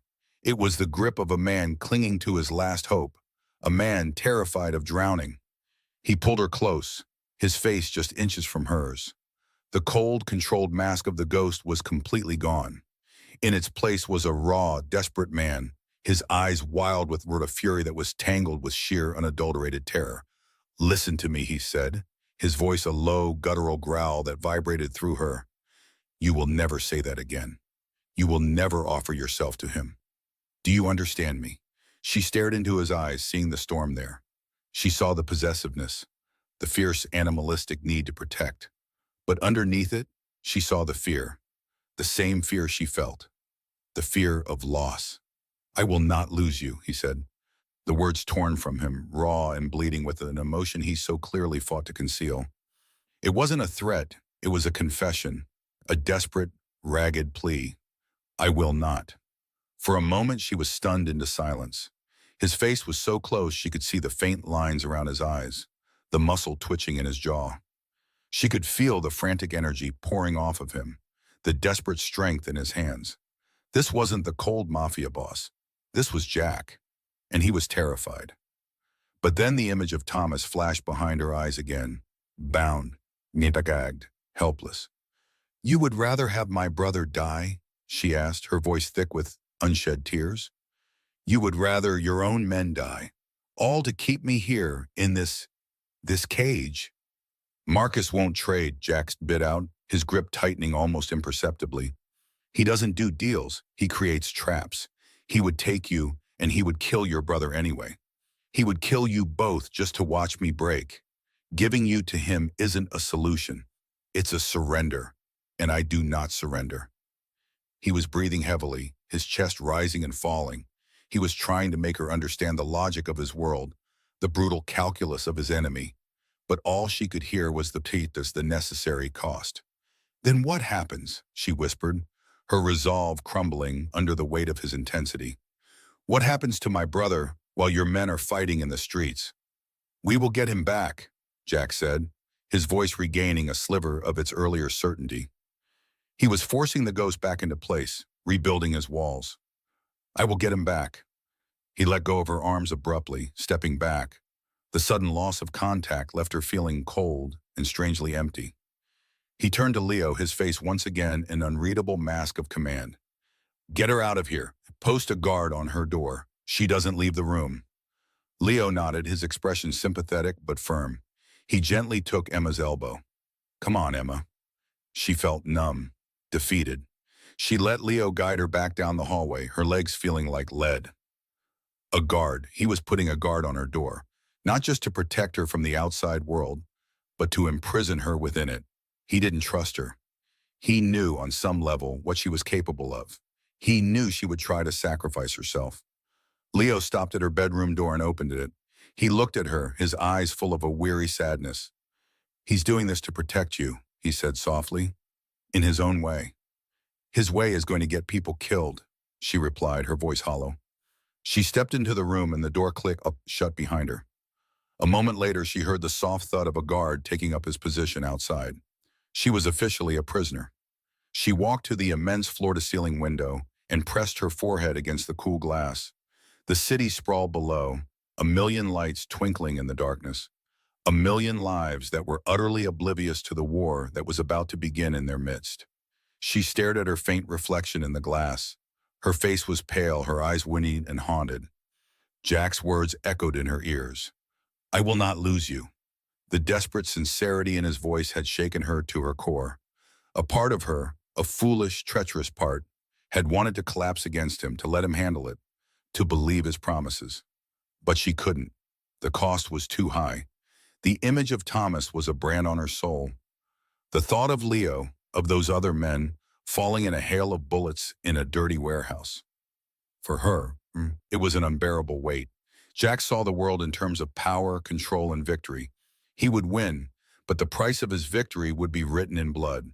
She saw the world in terms of people, her brother, the men outside her door. She couldn't let them pay her debts. If Jack wouldn't make the trade, if he was determined to solve this with violence, then she had no choice. She had to take the decision out of his hands. She pulled away from the window, her mind racing. She was trapped, guarded, watched. How could she possibly do anything? Her phone was gone. The landlines were surely monitored. She began to pace the room, a caged animal looking for an escape. Her eyes scanned every surface. The pristine bed, the empty nightstands, the walk-in closet filled with clothes she'd never chosen. It was hopeless. Jack was meticulous. He had thought of everything. And then she remembered. A few days ago, in a fit of restless exploration, she had been going through the drawers of the large mahogany dresser. Most were empty, but in the very back of the bottom drawer, tucked beneath the paper lining, her fingers had brushed against something hard and rectangular. Curious, she had pulled it out. It was a simple black burner phone, the kind you saw in movies. It was probably old, forgotten, left behind by a guest or perhaps a staff member. At the time, she had thought nothing of it, pushing it back into its hiding place. But now it was everything. Her heart began to pound, a slow, heavy drum of hope and terror. She moved to the dresser, her hands trembling. She knelt down and pulled open the bottom drawer. Her fingers scrabbled beneath the lining, searching frantically. For a heart-stopping moment, she thought she had imagined it, that it wasn't there. Then her fingertips hit cool plastic. She pulled it out. The phone felt heavy in her hand, a small black brick of terrible possibility. It had a full battery. She turned it on, the screen glowing to life with a generic anonymous welcome screen. It was real. It worked. She stood up and walked back to the window, clutching the phone so tightly her knuckles were white. She had the number. It had been in the text message from Marcus, the one Jack had shown her. She had only seen it for a second, but numbers had a way of sticking in her head, a curse from years of waitressing, of calculating bills and tips. She recited it in her mind once, twice. It was there. This was insane. It was a betrayal. She was going behind the back of the man who had sworn to protect her, the man whose desperate plea still echoed in her soul. She was walking into the arms of a monster, a man Jack said would kill her without a second thought. But what other choice did she have? Wait here, safe in her tower, while people suffered and died for her? Let her brother languish in terror, or worse? No, she couldn't live with that. She had started this the moment she wrote that note. It was her responsibility to end it. Her thumb hovered over the keypad. She took a deep, shaky breath, the air tasting of glass and fear. She thought of Thomas's face. She thought of the grim-faced men preparing for war. She thought of Jack, and a pang of grief and apology shot through her. I'm sorry, she thought, but I can't let you. With a final, terrible act of will, she typed in the number. She pressed the call button. The phone rang once, twice. Then a voice answered. It was smooth, confident, and laced with a chilling, reptilian amusement. I was wondering when you'd call. It was Marcus. Emma swallowed, her throat dry as dust.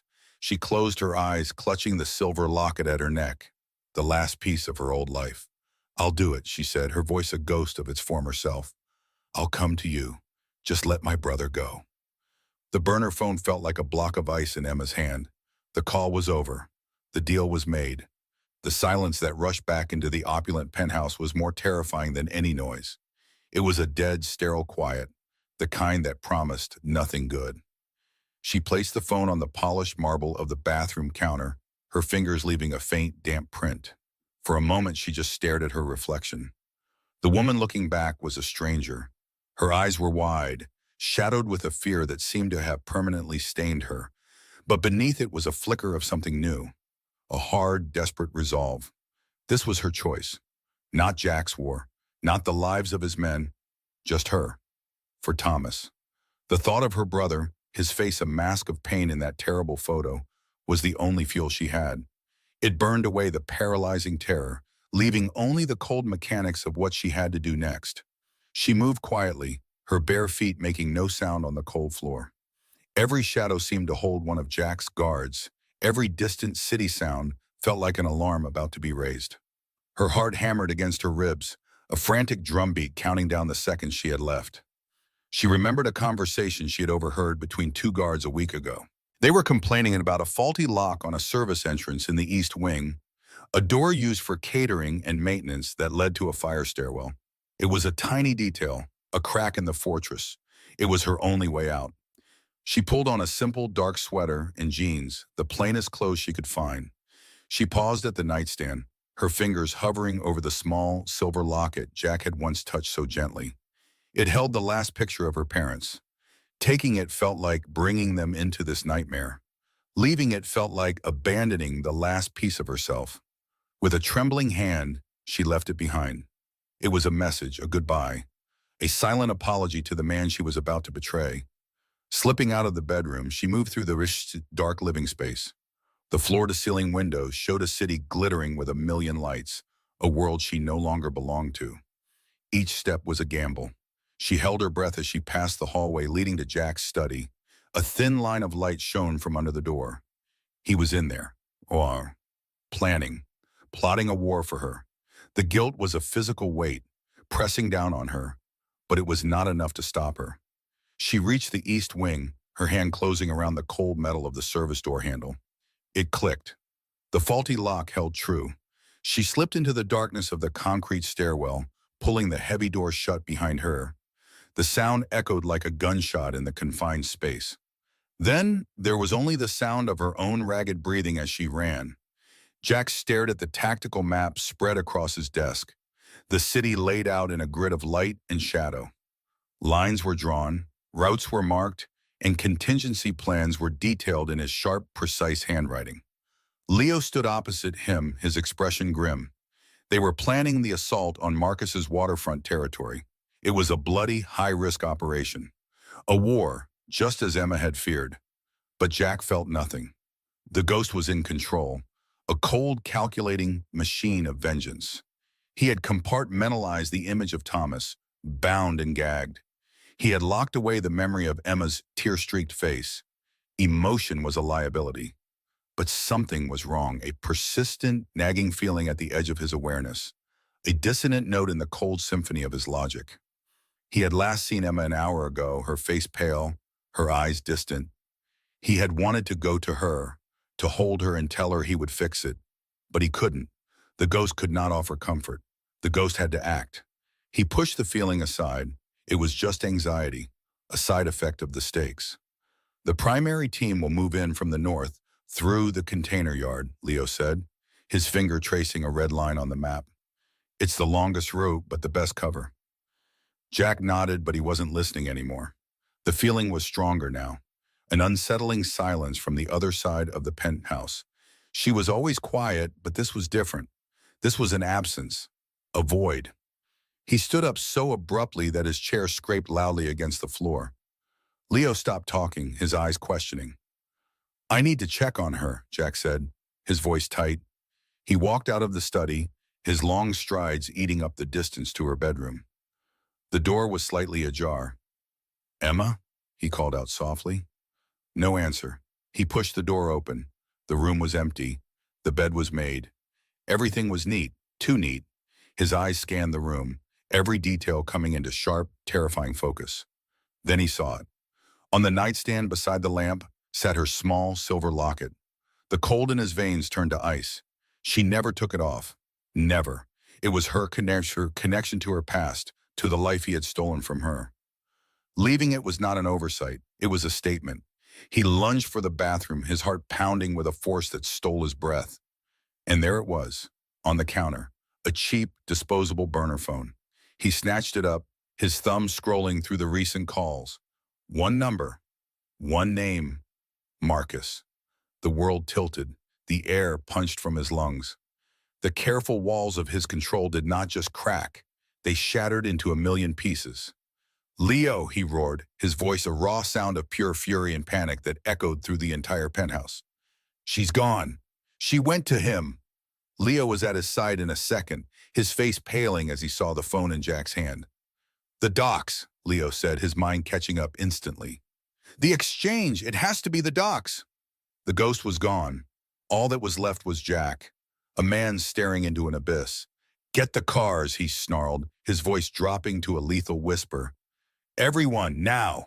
Tell them if a single hair on her head is touched, we burn that entire waterfront to the ground. He turned and ran, not to the elevators, but towards the same service stairwell Emma had used.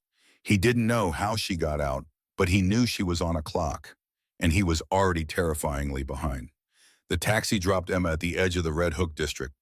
The driver didn't even want to enter, taking her money with a nervous glance at the dark, deserted streets. She was alone. The air was thick with the smell of brine, diesel, and something metallic, like old blood. Giant cranes stood like skeletal sentinels against the night sky. The only light came from isolated buzzing lamps that cast long, distorted shadows. Every gust of wind sounded like a whisper. Every clang of metal on metal made her jump. This was Marcus's world, a place of rust and rot. She followed the instructions he had given her, walking toward the end of a long, decaying pier. Her footsteps echoed on the damp wood. The black water of the harbor slapped against the pylons below. She could see them now at the very end of the pier, a black sedan, its headlights off, a few figures standing beside it. Her stomach twisted into a knot of pure dread. This was real. As she got closer, she could make out Marcus. He was leaning against the car, a cruel, lazy smile on his face. He was dressed in an expensive coat that seemed out of place in the grime. Two of his men stood behind him, and between them, held tightly by the arms, was Thomas. His face was bruised, a cut on his lip, but his eyes were blazing with fury. When he saw Emma, his expression shifted to one of sheer horror. "Emma, no!" he yelled, struggling against the men holding him. "Get out of here! Run!" One of the men holding him struck him hard in the stomach, and Thomas doubled over, gasping for air. A sob caught in Emma's throat. "Stop it! Leave him alone!" she screamed, her voice thin in the open air. Marcus pushed himself off the car and walked towards her, his smile widening. "Well, well, look at you," he said, his voice dripping with condescending charm. "The brave little waitress, come to save the day." He circled her like a shark, his light gray eyes cold and assessing. "Did you really think it would be this easy? A simple trade? Jack Costello's new favorite toy for a beat cop?" The blood drained from Emma's face. The hope she had clung to, the desperate belief that her sacrifice would mean something, evaporated. "You promised," she whispered, her voice trembling. "You said you'd let him go." Marcus let out a short, ugly laugh. "Oh, I promise a lot of things. But you see, I've changed my mind. I think having both of you is much more interesting. A matching set." He gestured behind her. "Jack will come for you. He's predictable that way. He thinks he's a king, but he's just a man. And you," he said, his face darkening as he leaned in close, "you are the thing that proves it." Despair washed over her, cold and absolute. She hadn't saved Thomas. She had just walked into the same cage. She had made everything 1,000 times worse. She looked at her brother, his face a mixture of pain and desperate warning. She had failed him. Suddenly, the roar of powerful engines shattered the night. Headlights blazed to life at the other end of the pier, pinning them in a blinding glare. 3 black armored cars screeched to a halt, their doors flying open before they had even stopped moving. Men in dark suits poured out, weapons raised, and at the front, walking into the light with a terrifying focused calm, was Jack. His eyes found her instantly. The look on his face was not one of anger. It was something far more devastating. It was a look of raw, heart-stopping fear. He was afraid for her. The sight of it broke something inside her. "Jack, I'm so sorry," she breathed, the words lost in the wind. Marcus just laughed, utterly delighted. "Right on schedule. The ghost appears. See, Emma? Predictable." He pulled a pistol from inside his coat, his movements casual. His men did the same, grabbing Emma and pulling her back, using her as a shield. One of them held a gun to Thomas's head. "Let them go, Marcus," Jack's voice boomed across the pier. It was low, steady, and held the promise of utter annihilation. "This is between you and me." "It was," Marcus called back cheerfully. "But then you had to go and get yourself a weakness. It makes things so much more fun. Now you have a choice. You can watch your men die, or you can watch her die, or maybe the brother first. What do you think, Jack? What hurts more?" The world devolved into chaos. Jack gave a signal, a barely perceptible nod of his head. The first shot was fired. It wasn't a barrage. It was a single, precise shot from one of Jack's men, and one of Marcus's thugs holding Thomas crumpled to the ground. In that split second of confusion, Thomas slammed his elbow back into the face of the other man, breaking free.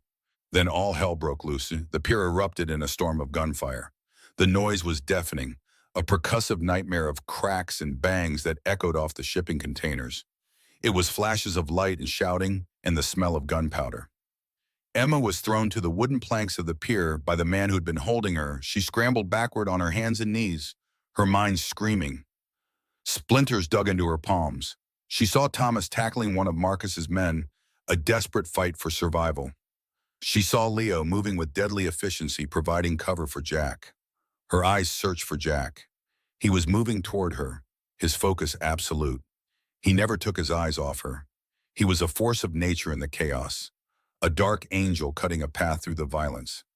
Marcus was screaming orders, his smugness gone, replaced by a frantic rage. He saw Jack getting closer to Emma. He saw his prize about to be snatched away. "Kill her, Carrier!" Marcus shrieked, pointing his own gun not at Jack, but directly at Emma. Time slowed to a crawl. Emma saw one of Marcus's remaining men, his face a blank mask, turn and raise his weapon. He was only feet away. The barrel of the gun was a perfect black circle, a void. She was frozen, her body refusing to obey her mind's command to move. This was it. This was the end she had brought upon herself. She saw Jack's eyes widen in horror. He was too far away to stop the man. A silent scream built in her throat. Then, in a blur of motion that defied logic, Jack launched himself forward. He covered the last few feet in a single desperate dive. He didn't try to stop the gunman. He threw himself at her. His body slammed into hers, knocking her sideways, the force of the impact driving the air from her lungs. For an instant, they were tangled together, her face pressed against the expensive fabric of his suit. She felt the warmth of his body, smelled the faint scent of his cologne mixed with the gunpowder in the air. Then came the sound, a wet, heavy thud that was different from all the other gunshots. It was intimate, close. Jack's whole body went rigid. A sharp, ragged gasp escaped his lips, a sound of pure agony right next to her ear. He collapsed. The full weight of his body fell on top of her, a dead weight. She pushed, trying to get out from under him, her mind not yet understanding. He rolled onto his side, his face a mask of shock and pain. His piercing blue eyes were wide, but they weren't looking at the fight anymore. They were looking at her. His hand reached out, his fingers brushing her cheek in a feather-light touch. "Emma," he breathed, his voice a broken whisper. Then his eyes fluttered and closed. Hands grabbed her, rough and brutal, hauling her to her feet. It was Marcus's men. They were retreating, dragging her with them toward the water's edge where a speedboat waited, its engine rumbling. She fought, she kicked, she clawed, but it was useless. Her struggles were nothing against their strength. The battle on the pier was still raging, a chaotic symphony of violence and shouting, but it was all fading into a distant roar. Her world had shrunk to one single horrifying image. Jack. He was lying on the pier, motionless. The dark fabric of his suit jacket was even darker now, soaked through on his side and back. The rain had started to fall, a light, cold drizzle, and the pier was slick and black. But the stain spreading on the weathered wood beneath him was darker still. A deep, horrific red that grew wider with every beat of her own frantic heart. Her mind refused to process it. The sacrifice, the sound, the look in his eyes. She was being dragged away, farther and farther. Her last sight of him was his still form, alone in the chaos, the life seeming to pour out of him onto the cold, wet planks. A scream tore from her throat, raw and broken, a sound of such utter despair it seemed to rip her soul in two as she was pulled into the darkness. The scream tore from Emma's throat, a raw sound swallowed by the cacophony of gunfire and the salty air of the docks. Her fingers scraped against the rough asphalt as they dragged her away. Her mind was a white-hot mess of terror and disbelief. But one image was burned onto the back of her eyes, a perfect, horrifying photograph.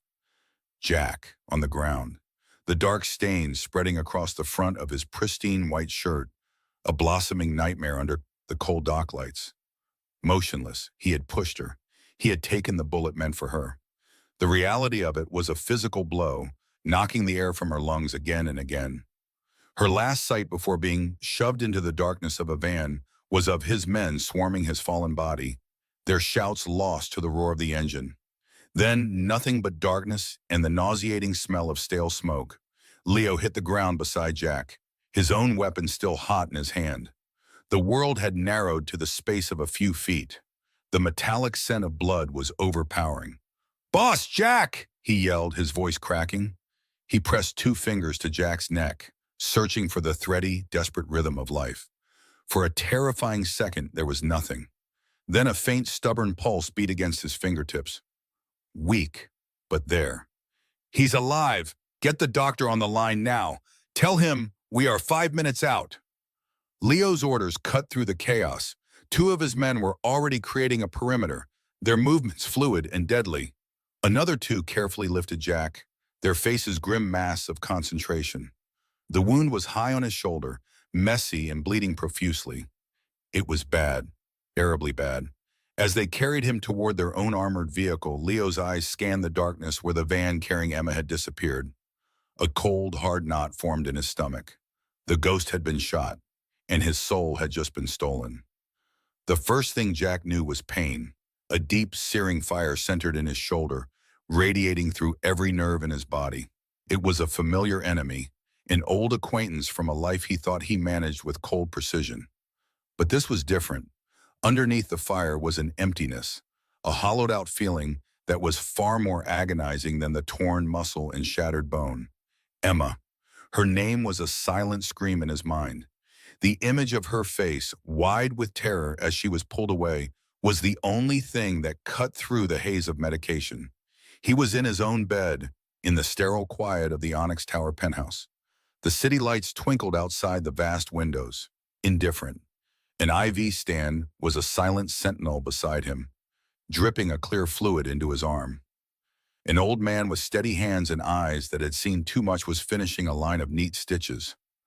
Dr. Albescu, the family's discreet physician for 3 generations. A man who knew how to treat wounds that could never be reported to a hospital. Jack's eyes fluttered open. The first person he saw was Leo, standing by the window, his silhouette rigid with tension. Leo, Jack's voice was a dry rasp, a stranger in his own throat. Leo turned, relief washing over his features for a fraction of a second before being replaced by grim duty. Jack, you're awake. The doctor said the bullet went clean through, missed the artery by a centimeter. You were lucky. Jack's gaze was unfocused, looking past Leo, through him. Lucky, he repeated, the word tasting like ash. His hand twitched, his fingers trying to clench into a fist. The pain was sharp, electric. He ignored it. Where is she? The question was quiet, but it filled the massive room with a terrifying weight. Leo's jaw tightened. We don't know. Not yet. Marcus went to ground the second his men grabbed her. He's ghosted. We're turning the city upside down. Jack pushed himself up, a growl of pure agony catching in his throat. The doctor rushed forward. Mr. Costello, you must lie still. You've lost a great deal of blood. Any movement could tear the stitches. Jack waved a dismissive hand, his eyes never leaving Leo's. The cold, calculating mask of the ghost was gone. In its place was something raw, something broken and remade into a weapon. Get me a phone, he commanded, his voice gaining a sliver of its old authority, and a laptop, and get every head of every department in here. Now. Leo hesitated. Jack, you need to rest. We are handling it. Jack's eyes, normally a piercing dark blue, were now chips of ice.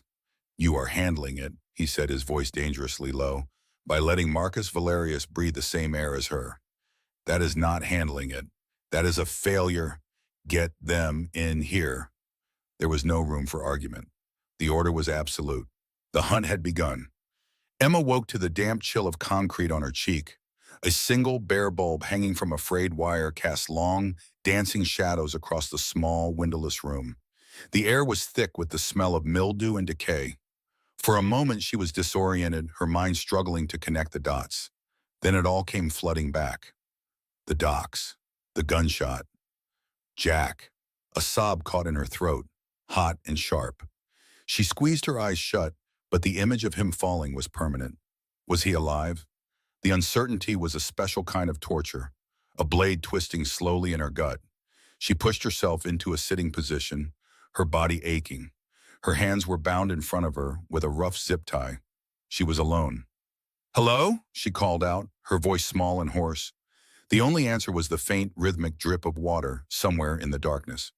Heavy footsteps echoed from beyond a heavy metal door. A key scraped in the lock, and the door swung inward with a groan of rusted hinges. Marcus Valerius stood there, silhouetted against the dim light of a hallway. He held a bottle of water and a small plate with a piece of bread on it. A cruel, satisfied smirk played on his lips. "Ah, the sleeping beauty awakens," he said, his tone dripping with condescending charm. He stepped inside, placing the food and water on the floor just out of her reach. "I do hope your accommodations are to your liking. It's not the Onyx Tower, I admit, but it has a certain rustic charm, don't you think?" Emma stared at him, her heart pounding a frantic rhythm against her ribs. She refused to give him the satisfaction of her fear. She channeled all her terror into a single point of cold defiance. "Is he alive?" she asked, her voice shaking only slightly. Marcus feigned a look of thoughtful consideration. "Jack? Oh, the last I saw of him, he was taking a rather undignified nap on the pavement. He did make quite a mess. Always so concerned with appearances. That one." He chuckled, a low, grating sound. "Does it matter? He's out of the picture, and you, my dear Emma, are now my guest." He crouched down, his cold gray eyes boring into hers. "You see, you have become very, very valuable. You are the key to undoing everything he has ever built. He made a fatal error. He cared." Emma flinched as if he had struck her. The guilt was a physical weight, pressing down on her, suffocating her. Leo's warning echoed in her memory. She was his weakness. She had known it, and she had walked right into this trap anyway. "What do you want?" she whispered. "My brother. Where is he?" Marcus's smirk widened. "Oh, the detective is fine. For now, he's resting comfortably nearby. Family reunion pending. On my terms." He stood up, dusting off his expensive trousers.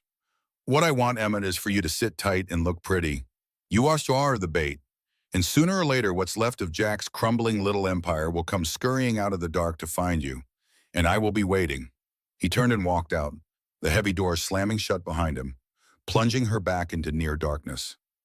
The lock clicked with a sound of absolute finality. But as her eyes adjusted, she saw something in the corner of the room, a huddled figure. "Thomas?" she breathed. The figure stirred. "Emma, oh God, Emma, what have you done?" It was her brother's voice, strained with pain and fury. Back in the penthouse, the living area had been transformed into a war room. The plush sofas and artful decorations were pushed aside to make way for tables laden with laptops, maps, and communication equipment. Jack sat in a large armchair, a cashmere blanket draped over his legs, his injured arm in a sling. He hadn't slept in 2 days. His face was pale and drawn, but his eyes burned with an unnatural intensity. He was a general directing a siege from his sickbed. The room was filled with the low murmur of voices, the clatter of keyboards, and the constant ringing of phones. He was systematically strangling Marcus's entire world. "Report," Jack said, his voice quiet but carrying over the din. A man in a sharp suit stepped forward. "Sir, the assets in the Cayman accounts have been frozen. His lawyers are claiming an administrative error, but the bank isn't taking their calls." Another man spoke up. "We've intercepted a major shipment of his at the port of Newark. The union misplaced the paperwork. It will be tied up in customs for months. He's out $20 million. Leo stood beside Jack's chair, his face a mixture of awe and alarm. This was not just retaliation. This was annihilation. Jack was not attacking Marcus's men. He was attacking his infrastructure, his money, his legitimacy. He was erasing him. "What about his political contacts?" Jack asked, his gaze fixed on a digital map of the city on a large screen. Leo answered this time.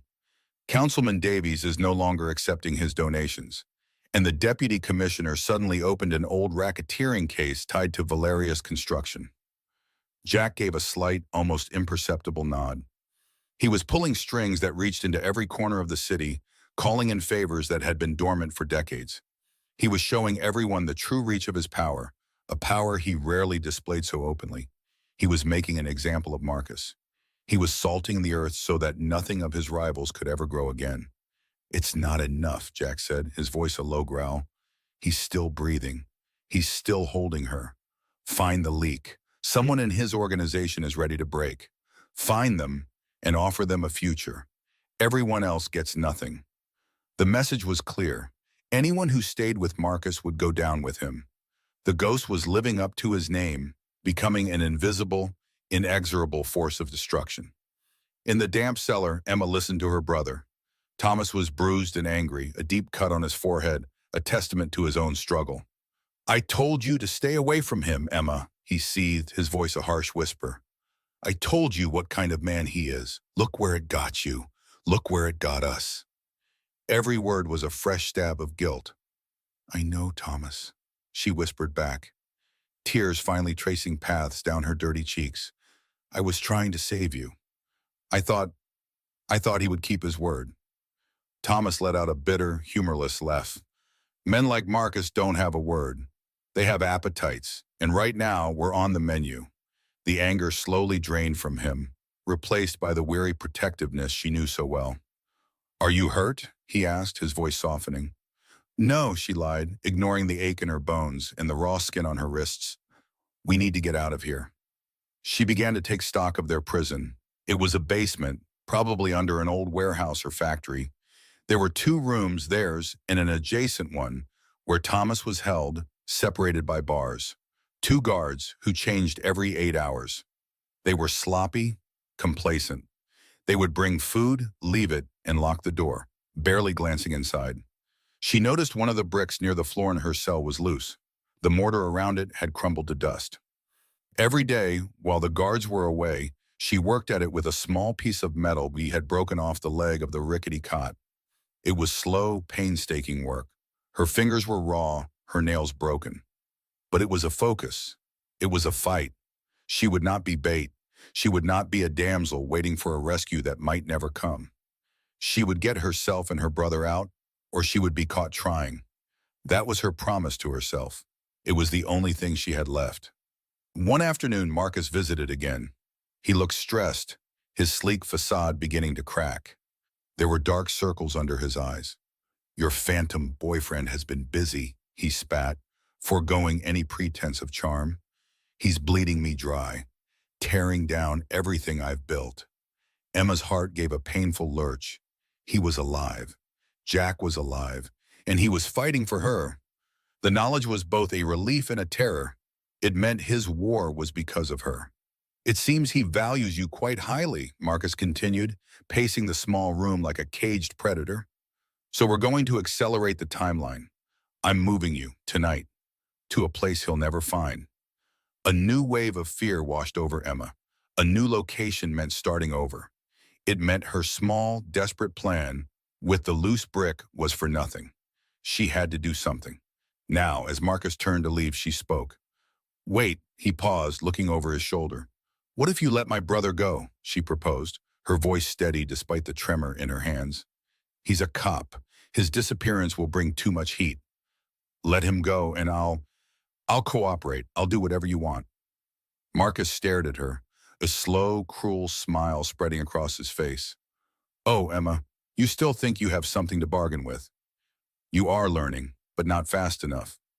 He laughed as he walked out, the sound echoing in the suffocating silence. She had failed, but the defiance in her eyes did not waver. She was not broken yet. 3 days after the kidnapping had happened, a frantic call came into the penthouse. Leo took it, his face tense. He listened for a moment, then his eyes widened. He held the phone out to Jack. "It's one of his lieutenants, the one from the south. He's ready to talk. He says Marcus is getting spooked. He's moving them tonight." Jack took the phone. His voice was cold as a grave. "Where?" There was a pause. The entire room held its breath. Jack listened, his expression unreadable. Then he said 2 words. "Thank you." He hung up and looked at the digital map. He zoomed in on a section of the industrial waterfront, an abandoned naval yard full of decaying warehouses. A red dot blinked on the screen. He had them. Leo began barking orders. "Tactical teams Alpha and Beta, mobilize now. Rendezvous at the east perimeter. Snipers on the surrounding rooftops. We go in hard and fast, no quarter." Men grabbed vests and rifles, their movements sharp and efficient. The quiet hum of the war room transformed into the focused energy of an impending assault. Jack slowly got to his feet. The doctor had removed the sling that morning. His movement was stiff, and a faint line of pain was etched around his mouth. But he stood tall. He walked over to Leo, who was pointing out entry points on a blueprint of the warehouse. Jack placed a hand on his friend's shoulder. Leo. Leo looked up surprised. Stand down. The two words fell into the room like stones, sending ripples of confusion through the armed men. What? Leo asked, bewildered. Jack, we have him. It's the perfect plan. We'll be in and out before he even knows what hit him. I said, stand down, Jack repeated, his voice leaving no room for negotiation. The cold fury that had been simmering for days had finally cooled. It had been forged into something else, a calm, singular, and terrifying purpose. He was no longer a general commanding an army. He was an executioner walking to the gallows. He turned and walked to a polished mahogany case against the far wall. He opened it, revealing a collection of firearms nestled in black velvet. His men watched in stunned silence. He didn't choose a rifle or a shotgun. He picked up a single heavy black handgun. He released the magazine, checked that it was full, and slid it back into place with a sharp, definitive click that echoed in the silent penthouse. Leo stepped forward, his face pale with dread. Jack, don't. You can't go in there alone. It's suicide. Let us do this. Let us bring her back. Jack turned to face him. He looked at his most trusted man, his oldest friend, and for a fleeting moment, a flicker of the old Jack was there. He took her from me, Leo, he said, his voice soft but filled with jagged edges. This is not business. This is not war. This is personal. He walked past Leo, past his entire army of loyal men, and headed for the door. He didn't look back. The heavy door of the penthouse swung open and then closed, leaving his entire force standing uselessly in his gilded cage. Alone, a recovered but scarred Jack Costello stepped into the elevator, his face set like stone. He was descending from his tower, not as a king, but as a ghost, ready to haunt the man who had dared to touch what was his. The air in the Red Hook docks was thick with the stench of rust and decay. Each step Jack took was silent, a ghost moving through a graveyard of forgotten steel. He felt the pull of the fresh scar on his side, a constant, burning reminder of his failure. A reminder of Emma. His mind was a cold, clear chamber, swept clean of everything but her face. Her terrified scream as she was dragged away was the only sound that echoed in the silence. He had told his men to stand down. This was not business. This was a debt, and he would pay it himself. He moved between the shipping containers, his weapon a heavy, solid weight in his hand. Two of Marcus's men stood guard near a dilapidated warehouse, their lazy conversation cut short by shadows that moved too quickly. There was a soft thud, then another. Jack did not pause or look back. They were just obstacles, faceless things between him and Emma. He slipped through a side door, the hinges groaning in protest. Inside, the cavernous space smelled of oil and stale cigarette smoke. Dim lights cast long, distorted shadows across the concrete floor. At the far end, in a glass-walled office overlooking the main floor, a figure stood, Marcus Valerius. He held a drink in his hand, a smug, relaxed posture that set Jack's teeth on edge. He was waiting. He had expected this. Marcus raised his glass in a mock toast as Jack approached, his steps echoing in the vast emptiness. Jack, Marcus said, his voice dripping with condescending amusement. Always so dramatic. I knew you'd come. A king abandoning his kingdom for a serving girl. It's almost poetic. Jack stopped 10 feet from the office stairs. His eyes were flat, devoid of emotion. Where is she, Marcus? Marcus laughed, a short, ugly sound. She's safe for now. So is her brother, the little policeman. They're quite the pair. She has fire, I'll give her that. Fought me the whole way. I can see why you're so taken with her. That fire is so much more fun to extinguish. A muscle jumped in Jack's jaw. This ends tonight. Oh, it does, Marcus agreed, setting his glass down. He descended the stairs slowly, a predator enjoying the final moments before the kill. But not for me. You see, you made a mistake, Jack. You, the ghost, the man with no weaknesses. You found one, and you announced her to the world. You put the target on her back yourself. All I had to do was pull the trigger. He reached the bottom of the stairs. I'm not just going to take your life, Jack. I'm going to take your legacy. And then, I'm going to take my time with her. She'll scream your name. I'll make sure of it. The cold control in Jack's mind finally cracked, and a wave of pure white-hot rage washed through him. He didn't draw his weapon.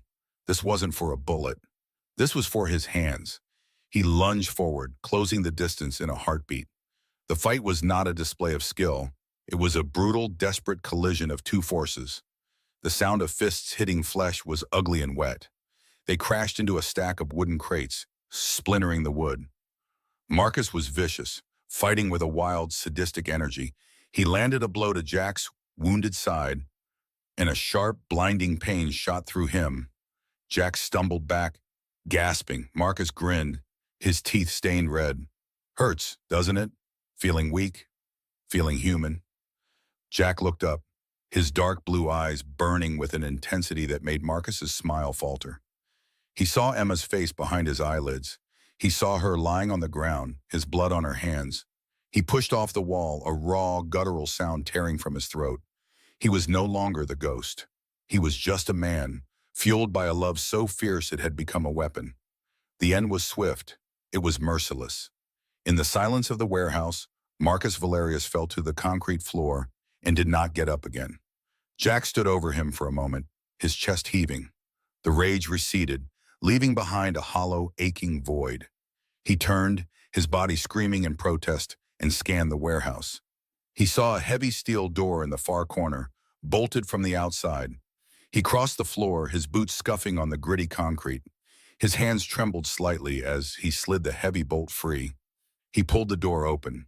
The room was small and dark. Emma was on her feet, her back against the far wall. Her eyes were wide, her face bruised, but they held no fear. They held a wild, defiant hope. Beside her, her brother Thomas was tied to a chair, his expression a mixture of terror and fury. Emma's breath hitched. Jack. It was a whisper, a prayer. He didn't speak. He stepped inside, the light from the warehouse silhouetting his frame. He went to Thomas first, pulling a knife from his pocket and slicing through the ropes that bound him. Thomas scrambled to his feet, rubbing his raw wrists. He immediately moved to put himself between Jack and Emma. Stay away from her, he growled, his voice hoarse. Jack ignored him completely. His gaze was fixed on Emma. He saw the cut on her lip, the dark shadow of a bruise on her cheek. He took a step toward her, and Thomas tensed, ready to fight. Emma put a hand on her brother's arm. Thomas, stop, it's over. She looked at Jack, her brown eyes searching his face. She saw the exhaustion, the pain, the dark stains spreading on his shirt from his reopened wound. He had come for her. He had come alone. She closed the distance between them, her hand rising tentatively. She didn't touch him. She just let her fingers hover an inch from his cheek. In that small space, everything was said. The terror, the relief, the impossible, terrifying thing that had grown between them. Let's go home, she said softly. The ride back to the Onyx Tower was silent. Thomas sat rigidly, his cop instincts at war with the fact that this crime boss had just saved his life. He kept shooting wary glances at Jack, who stared out the window at the blurred city lights, his expression unreadable. Emma sat between them, a strange point of calm in a sea of tension. She didn't feel like a prisoner anymore. She felt anchored. Back in the penthouse, the silence was even heavier. The sprawling, sterile space felt wrong, like the set of a play after the final curtain had fallen. The threat was gone, the drama was over, and they were left to figure out what came next. Thomas finally broke the silence. Emma, we're leaving. I'm taking you home. Jack turned from the floor-to-ceiling window. His face was pale, his energy finally fading. She can't go to her home, he said, his voice flat. It's not safe. It will never be safe. Because of you, Thomas shot back, his anger flaring. Everything that happened to her, to me, it's because of you. Yes, Jack said simply. There was no argument, no defense, just a quiet, devastating admission. He looked at Emma, and for the first time since she'd met him, his piercing blue eyes seemed vulnerable, almost lost. He's right. This world, my world, it will always find you if you are with me. Any connection to me is a target. He walked over to a sleek, minimalist desk and picked up a thick envelope. He held it out, not to Emma, but to Thomas. This is everything you need. New identities for both of you. Passports, accounts. Enough money to go anywhere in the world and start over. A clean break. No one will ever know who you were. No one will ever find you. Emma stared at the envelope, then at Jack. A new life, a free life. The quiet, normal existence she had mourned for weeks. The chance to be just Emma Hayes again. A girl who worked in a restaurant. A girl with a brother and a simple silver locket. It was everything she should have wanted. Take it, Emma, Thomas urged, his voice soft now. Please, let's just go. We can be safe. She heard her brother, but she didn't look at him. She looked at Jack. He wouldn't meet her gaze. He was staring at a point on the far wall, his jaw tight. He was offering her an escape. He was offering her a future without him in it.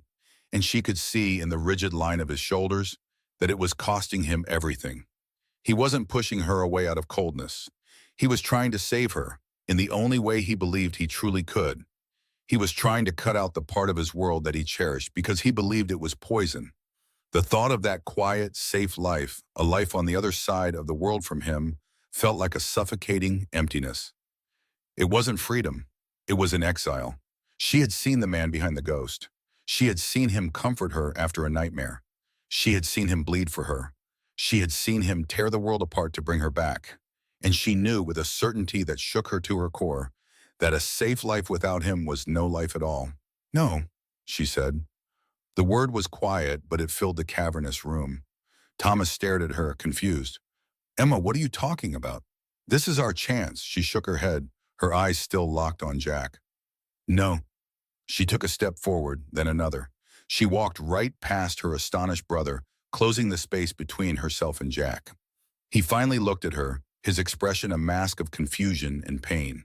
He thought she was rejecting the money, not the premise. There's more, he started to say, his voice strained. Whatever you need. She didn't let him finish.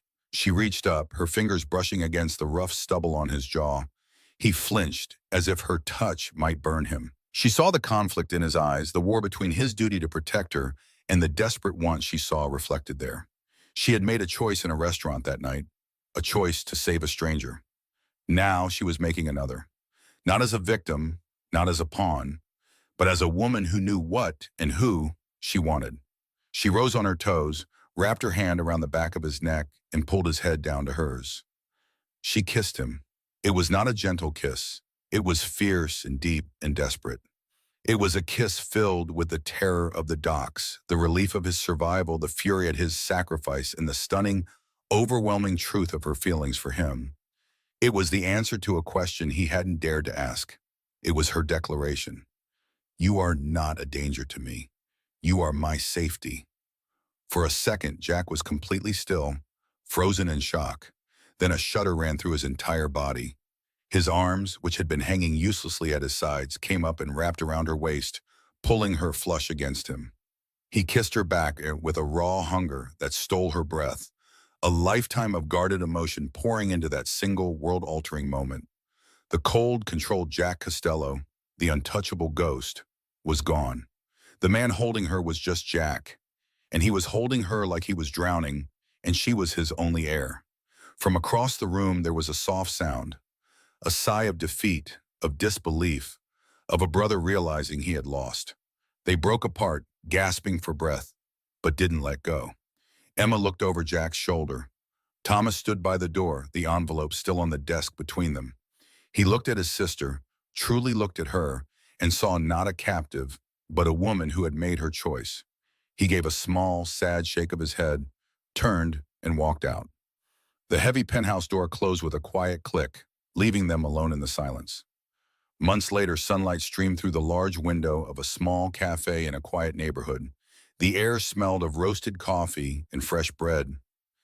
Emma laughed, a light, easy sound that was no longer a stranger to her. She reached for her cup, her fingers tracing the warm ceramic. Across the small wooden table, Jack watched her, a faint, genuine smile on his lips.